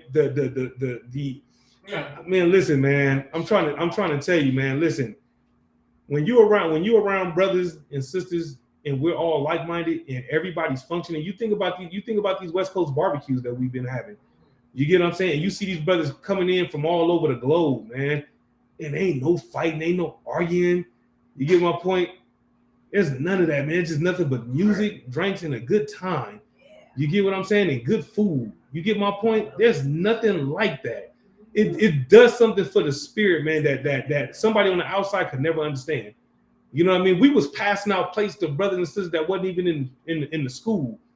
And it amazed them how freely we gave to them. You get what I'm saying? That's what happens when you come in here, man. You just like that, like you'll give a brother at the Walmart asking to clean your windows for some change, you'll give him your last. You get what I'm saying? Whereas before, nah, nigga, get away from me. Ah, nigga, you weird, or you know what I'm saying? Whatever the case may be, get a job is what the old man or the old woman would say. You get my point? But when you take off that old man, you take off that old woman, you have compassion on that brother. You like, damn. You know what I'm saying? That brother going through it. You get what I'm saying? Is that $2-3 that's in your life? Is it really gonna hurt you? You get what I'm saying? In reality, you get my point. And so we start to look at it like that, and it's without hesitation. You see what I'm saying? Come on with it. That's a lucky, sir. I mean, when you do become that person, you see your enemy for who your enemy really is. Yep. You just, it's like I don't have to do anything for Mm-hmm. them. But one of them asked me today, Mm-hmm. do I have $1 to help a vet? And I looked at him and I'm like, no. You shouldn't. You've stolen everything. Right. You killed everybody. Right. Why the hell are you homeless? Right. You've had every opportunity. If I had a disease, that was how I'm gonna get it. Right. Right. Yeah. You see what I'm saying? And you learn the difference, because some of us in the world, we give the oppressor whatever we had on us, and look at that brother and say, get a job. Absolutely. You see what I'm saying? Come on with it. I feel like they homeless because they work with the devil. I mean, that's how listen, man, this brother right here, man, listen, he gets it. He gets it, right? Let's get this last scripture on being born again, and then we're gonna end the class on these other ones. And they all go hand in hand, really, though. You get what I'm saying? Let me get Ephesians chapter 4, verse 22 through 24. All right, and what I'll do, okay. Okay. Now we're gonna do Ezra's next week. Okay, if there's time in the beginning of the class, Lord allow, I'll get off a little earlier next Thursday, and I'll actually be here on time, and I can give the rest of these scriptures to this breakdown, and you know what I'm saying, we can actually go over them, right? But the last one that we gonna do is Ephesians chapter 4, verse 22. Yeah, let's get Ephesians chapter 4, verse 22, and then we're gonna read all the way to 24. What's the verse, sir? Ephesians 4 and 22. Mm-hmm. If I may, sir, it's the Come on with it. Ephesians chapter 4, verse 22. Shoot it. That ye put off concerning the former conversations, the old man. The who? The old man. The old man. Which is corrupt. According to deceitful lust. You see what I'm saying? Give me some more. 23. And be renewed in the spirit of your mind. Give me some more. Verse 24. And that ye put on the new man, which after God is created in righteousness. In what? In righteousness. In what? In the righteousness. In true holiness. In true holiness, right? Okay. And you did it, and you know what I'm saying, brother did an excellent job reading, right? How would you sum those 3 verses up? Man. You want to take a shot? Yeah. If brother want to take Slight, that, yeah, no, slight. Go ahead. you want to take a shot? How would you sum those 3 verses up? It sounds like being reborn. When I look at this scripture, it sounds like being reborn. How would you say that though? Think about the topic. You're right though. I might be wrong. No. You're right. You're right. I might be wrong. But I wanted no. I'm telling you, you're right. But there was 2 words that I wanted you to use though. Again, think about the topic of tonight's class. Right. So you would sum up those 3 verses by saying that brother or sister must be he or she has been what?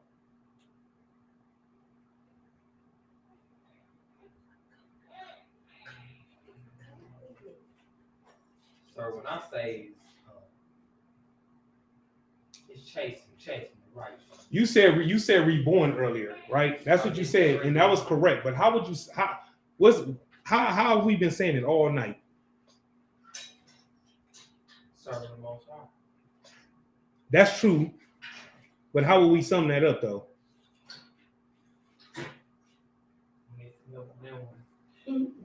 I see it online, but I want you to the sister online. She's correct, but that, you know what I'm saying. But because you said it right, and what you said was correct, but again, sticking to the topic, sticking to the name of the topic for tonight's class, I wanted you to use specific words. You get my point? 2 words. Not being half-assed when it comes to the truth. That's true as well. And if you're not being half-assed when it comes to the truth, you've been what? Sin. All right. Born again. You've been born again. As I said, reborn. You was right when you said reborn. You see what I'm saying? Come on with it. If I may, I didn't want to be too literal with my words. Nah, but that's why I said. But that's why I said, think about the topic of tonight's class. You know what I'm saying? You were correct. You know what I'm saying? By that's how you sum up these 3 verses. All these 3 verses is talking about being born again, because you're putting off the old man and you're becoming a new man. That's being born again. You know what I'm saying? So you were correct. You know what I'm saying? But I was looking for specific words. You said reborn. You was right. That's why I said you was right there. You know what I'm saying? If you would have summed all that by saying, man, shit, that's being born again. Bam, done. You get my point? But the fact of the matter is you understood the point in bringing out these verses pertaining to what it is that we're talking about. You get what I'm saying? So with that, we're going to spend these last couple minutes segueing into something different, but yet the same, right? So what starts to happen is as you become that new man and that new woman, you understand? You start to gain enemies. You see what I'm saying? And the crazy thing about it is the enemies that you start to gain are the enemies that you least expect. Where am I going, Rock? You want to take a shot? Man, say something. We talk about the enemies coming at the least expected. I talk about some of my best friends. Yeah. That turn their back on me. Yeah. Exactly. Some of my best friends, my niggas. Yeah. You know what I'm saying? So yeah. Exactly. You see what I'm saying? The one that you least expect is the one that's going to turn on you. And the greatest of them all is your family. Yes. So where am I going? All right. It's like I'm not sure what the chapter and the verse is, but the book is Matthew, where Yahushua says that I have not come to bring, to paraphrase it, unity but division. I've come to bring division between the mother, the father, yes, and the sibling. I'll take it. You're right. No, you're right. You're right. So that's the correct answer. So I'll give you where we're going. Give me Matthew 10 and 34.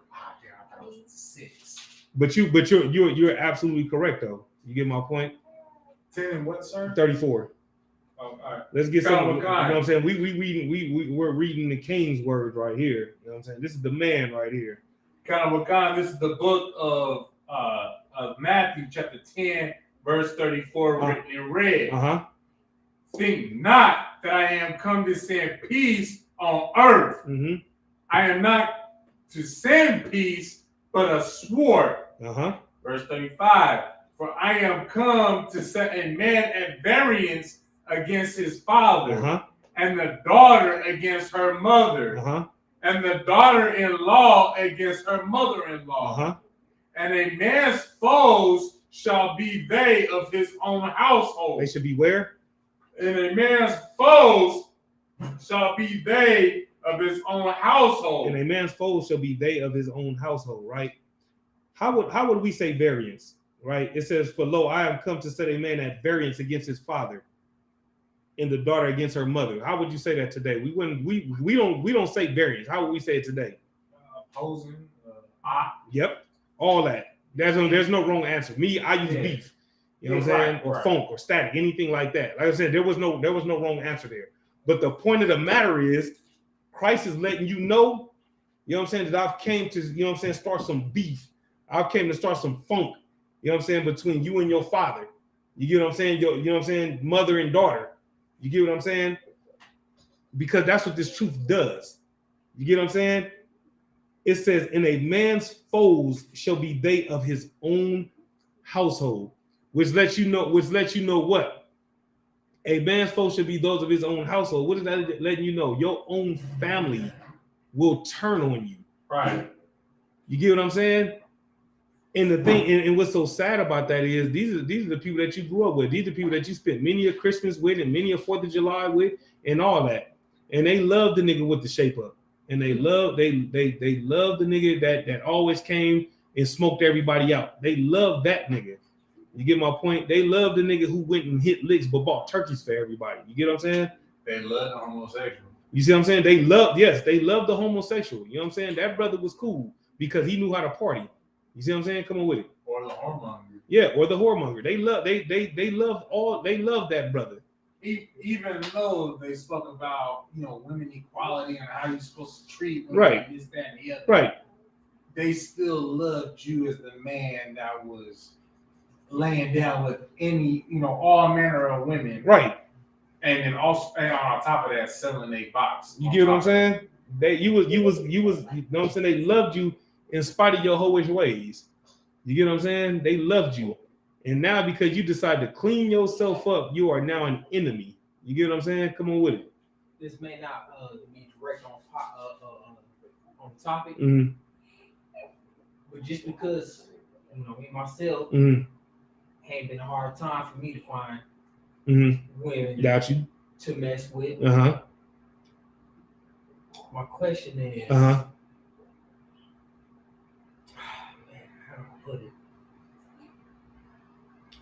how do I decipher dealing with, maybe she's not a heathen, but she might be in heathen ways. Okay.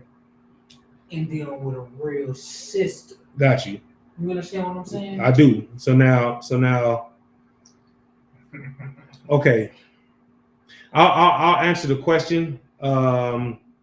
Right, because this is an opportunity, you know what I'm saying, for those who watching online that might be wondering the same thing, right? I'll give it to you like this, because I'm not going to ask you directly and you don't have to answer it. I'll say it like this. If you laid with that woman, that is your woman. There's no getting out of that. Outside of her leaving you. If she leaves you, you know what I'm saying, for another man or another woman, whatever the case may be, then you're free from that woman. Outside of that, that is your woman. You get my point?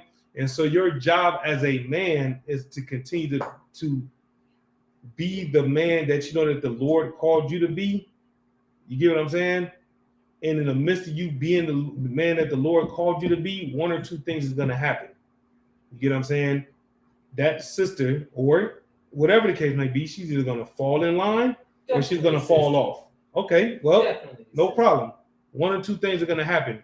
You understand? She's either going to fall in line or she's going to fall off. Either way, you win.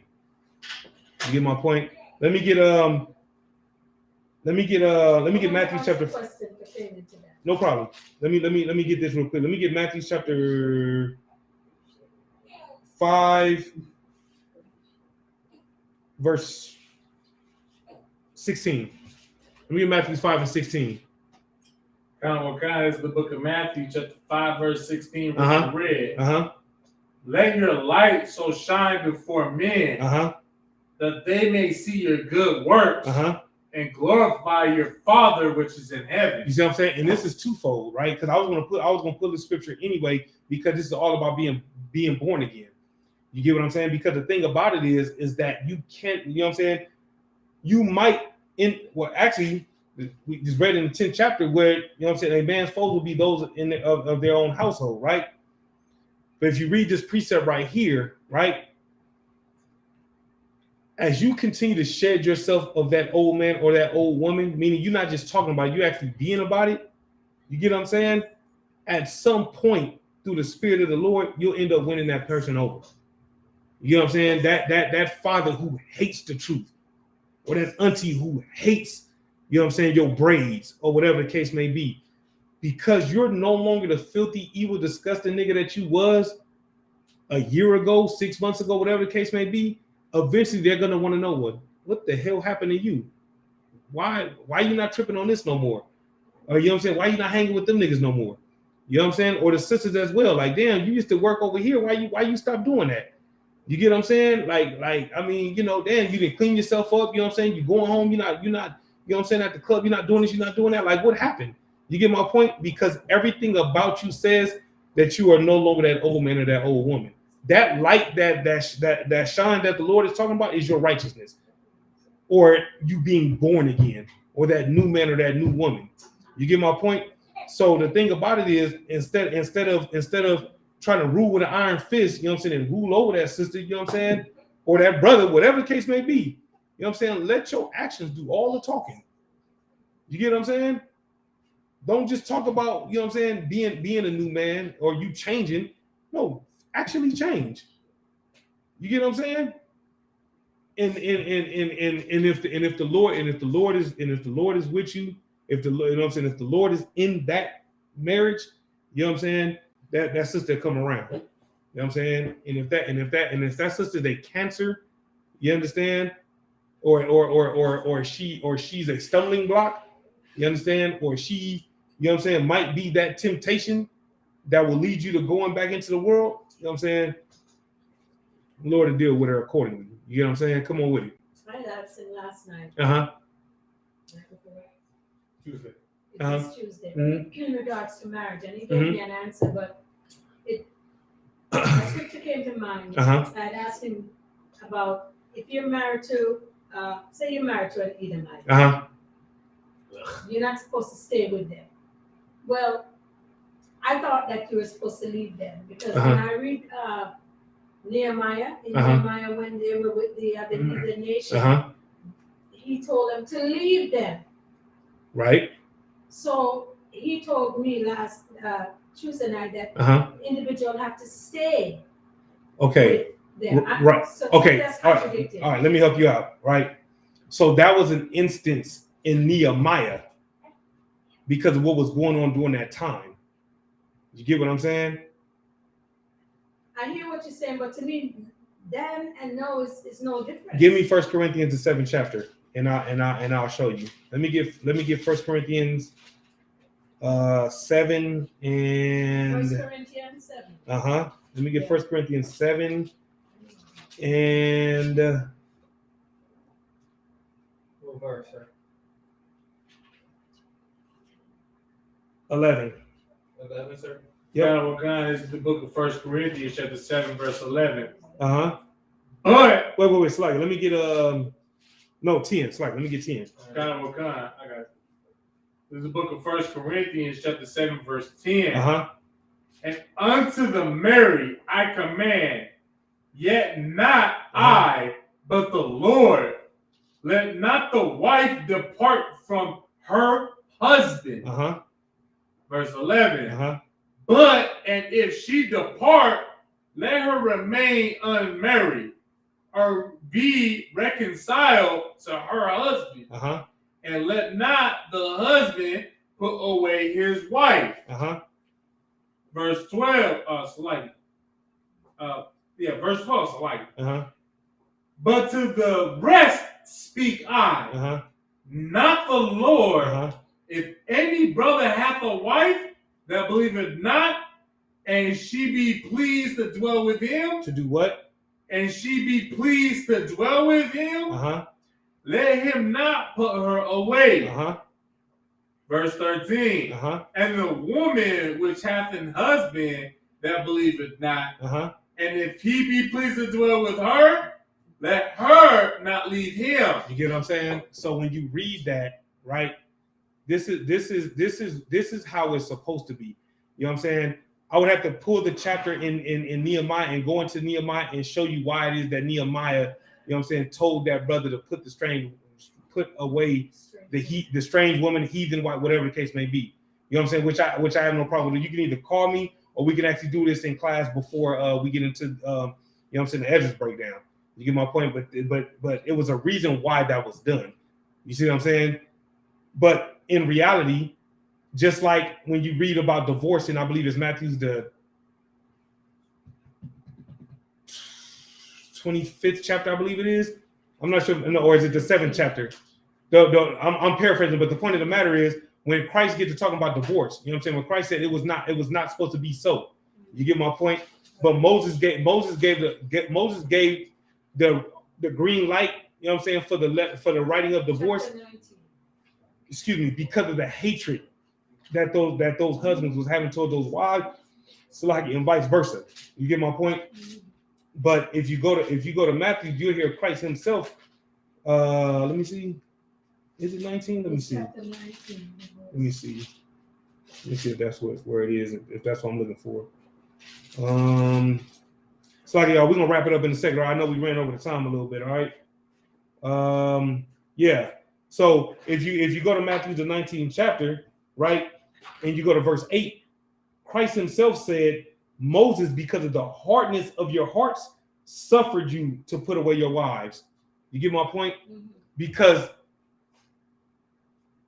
the hatred between the husbands and the wives was so how can I say this? So disruptive. You know what I'm saying? It was taken away from the main goal, which was to serve the Lord. You get my point? This is why, because like they was literally like going at it. Like their hatred was not on some, you know, I hate you nigga type shit. Like it was to the point to where like they was literally going at each other. You get my point? And so that's the only reason why Moses did that. But if you read where it said in verse 8, you know what I'm saying? Christ said, Moses, because of the hardness of your heart, not because Moses said so. You see what I'm saying? Or because it just popped in Moses' head out of nowhere. He's cutting them by saying, because of the hardness of your hearts, suffered you to put away your wives, right? But then he solidifies it in verse 9 by saying, and I say unto you, whosoever shall put away his wife, except it be for fornication, and shall marry another, committeth adultery. So outside of fornication, which is unlawful sex, outside of that, you cannot put your woman away. So if she got a big mouth, or she can't cook, you know what I'm saying, or she don't like to, you know what I'm saying, get her feet and hands done and all, whatever the case may be, or she don't like washing dishes, or she don't want to, or she, you know what I'm saying, don't want to work, or whatever the case may be, those are not reason to put that woman away. Right. You coming home and seeing the mailman's bag at your door and seeing the mailman's uniform, you know what I'm saying, on your steps. You see what I'm saying? And seeing the mailman's hat on your door. You understand? That's ground to get rid of her. You get my point? So we'd have to actually go and like I said, you can call me tomorrow evening if you want, and then we can actually read Nehemiah and see the difference between you know what I'm saying, what happened in Nehemiah versus, you know what I'm saying, what Christ is saying. Because with Christ's word supersedes anybody. You get what I'm saying? Any and everybody. You get my point? You had your hand up? Answer my question, sir. Okay, so that's the thing. You know what I'm saying? Like, again, you lay with her, you stay with her. You know what I'm saying? You lay with him, you stay with him. There's no ifs, ands, or buts about it. This is why there is a 6-month rule in this school. You know what I'm saying? And then the thing about it is, it's not, you know what I'm saying? If after 6 months you still not sure, take another 6 months if you need to. And after that 6 months you still not sure, take another 6 months if you need to. And after the end of that 6 months, you're like, you know what? This might not be a good idea. Then you cut bait. It's better that you cut bait even though you've invested 6, 12, or 18 months into getting to know this person, as opposed to saying, man, shit, I done waited 18 months for this meeting. I'm finna hit that. And then fuck around and be like, man, this is the worst decision I ever made in my life. That's what you don't want to do. You know what I'm saying? Come on with it. I have one quick question, sir. All right, this is we gonna end it on this. So I'm gonna get into that other stuff next week, Lord allow. All right, I'm Lord allow. I get off early enough so I can be here on time so we can knock the rest of this out. You know what I'm saying? But I will sum up everything at the end. Come on with it. Absolutely. When it comes to my hair, Uh-huh. you know, I've been growing my dreads for a long time. Uh-huh. And that's one thing I've had a problem with. Uh-huh. Coming out, doing, making that decision. Sir, put me on some type of game. Okay. So now, short version is the dreads is a form of idol worship. You know what I'm saying? To a goddess, a so-called goddess by the name of Shiva, a East Indian goddess, a so-called 8-armed goddess. Faggot. My bad. No, she was an actual. I believe she's a woman. Oh, well then, boom, there you go. It's interchangeable. Boom. So there you go. So in other words, when you grow dreads, you're, you know what I'm saying, worshiping a fag. I mean, that's the best way I can put it to you. You know what I'm saying? The reason why we grow, you know what I'm saying, what people have to understand is when you look at locks in the Bible, the reason why they're called locks is because they can lock and they can do what I'm on about? Unlock. That's the difference. You know what I'm saying? These braids that I got in my hair, the braids that I rock be having in this hair, you can lock them. You know what I'm saying? And when they get dirty and get sweaty, whatever the case may be, you can unlock them, wash them, and start from scratch. With them dreads, there ain't nothing you can do about them. You get my point? So what I would tell you is, you know what I'm saying? You know what I'm saying? You want to love what the Most High loves, and you want to hate what the Most High hates. And what the Most High hates is idol worshiping. You get what I'm saying? And so again, praying to a dragon is a form of idol worship. That's something that the Chinese or the Japanese do, or whoever the case may be. I was doing a delivery today, and I walked into the steps, and I was dropping off the water. You know what I'm saying? And it was an Asian person's house, and they had this big ass dragon statue at their front door. You get my point? Like, that's their god. That's not my god, though. You get what I'm saying? So if I would have accidentally knocked that dragon over, oh, whoops. Damn, you get what I'm saying? Hey, accidents happen. You get my point? That's not my God. You get what I'm saying? Shiva is not my God. Shiva is not your God. You know what I'm saying? Your God is the God of Israel. Your God is the God of your forefathers, Abraham, Isaac, and Jacob. You know what I'm saying? And so again, an example, which is perfect, a perfect segue into how to wrap this up. You know what I'm saying? A perfect example of being born again is, man, listen, I've been growing these dreads for 10 years, man. But listen, I serve the Lord, nigga. Whatever that nigga's name was, he grew them dreads out. Trooper so-and-so, that nigga has no dreads. He's a brand new man. You get my point? And them sisters that grew them dreads out and all that, you know what I'm saying?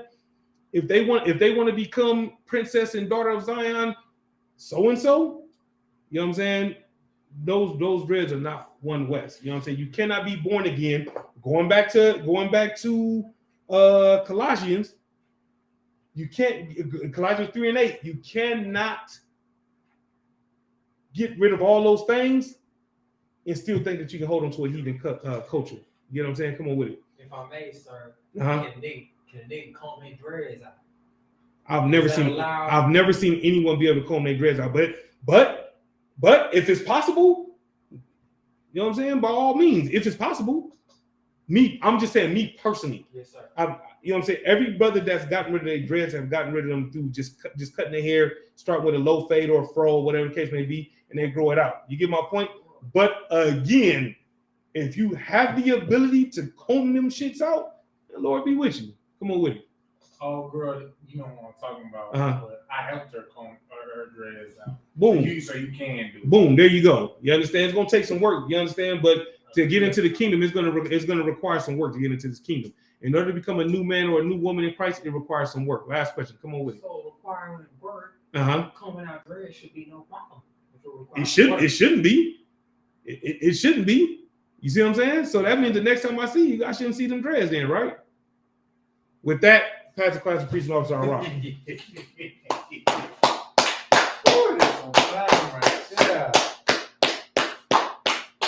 Security announcement, we're gonna get out of here. All right. So like y'all for running over the time. You know what I mean? Again, Lord allow, get off early enough to start the class on time.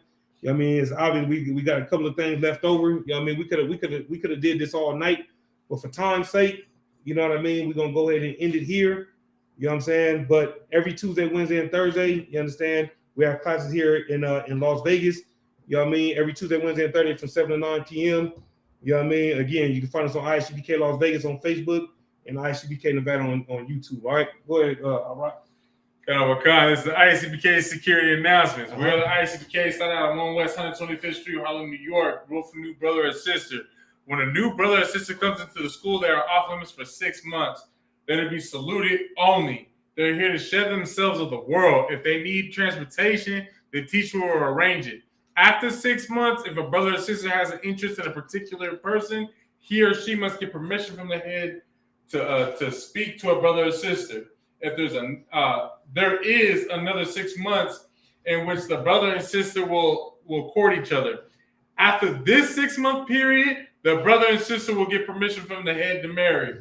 Ties, which is a commandment, which can be found in the book of Numbers, chapter 18, verse 21, and the book of Malachi, chapter 3, verses 8 through 10. Ma'asharah, which means tenth in the Hebrew, 10% of every penny of any increase the Lord gives you, give to the treasury department or a teacher. Priest fund, free will offering for priests, not mandatory. It could be whatsoever amount you would like. Upcoming holy convocations. We got the Feast of Purim, which is the 14th of February until the 15th of February until the 15th of February. For those of y'all that would like to partake in the feast day, the High Holy Feast Day, make sure that you contact your respective camp leader. If anyone wants to be a trooper in the school, to start wearing all black, boots, shirt, pants, headband, and scarf. And with that, Men Israel Almighty, which means to stand, we're going to give one courtesy salute to the teacher. Men of Israel. There you go. All right, so just follow my steps. Men of Israel. I'm marching Shabbat. Right step. It's a right step. So your right step is gonna step in. I'm marching. So your right foot. There you go, just like that. Barak. Yahweh Hashem Yahushua Barakatuh. Yahweh Hashem Yahushua Barakatuh. What we just said in the name of the Most High, the Most High, which is Yahweh, but Hashem in the name of Yahweh Shai, which is Christ. Bless you. That's what we just said. Amajabatai, Sar, which means the turn. We're gonna give one courtesy salute to the sisters. So Sar, which means the turn. I imagine we're gonna give one courtesy salute to the sisters. Man of Israel. Amazing Shabbat. Majim. Barak. Yahal Shamar and Lathur by Hashem Yahushai. Don't worry about it. All right, no sweat. I'll get with y'all at the class. And with the Majim Bata, and with that, class dismissed.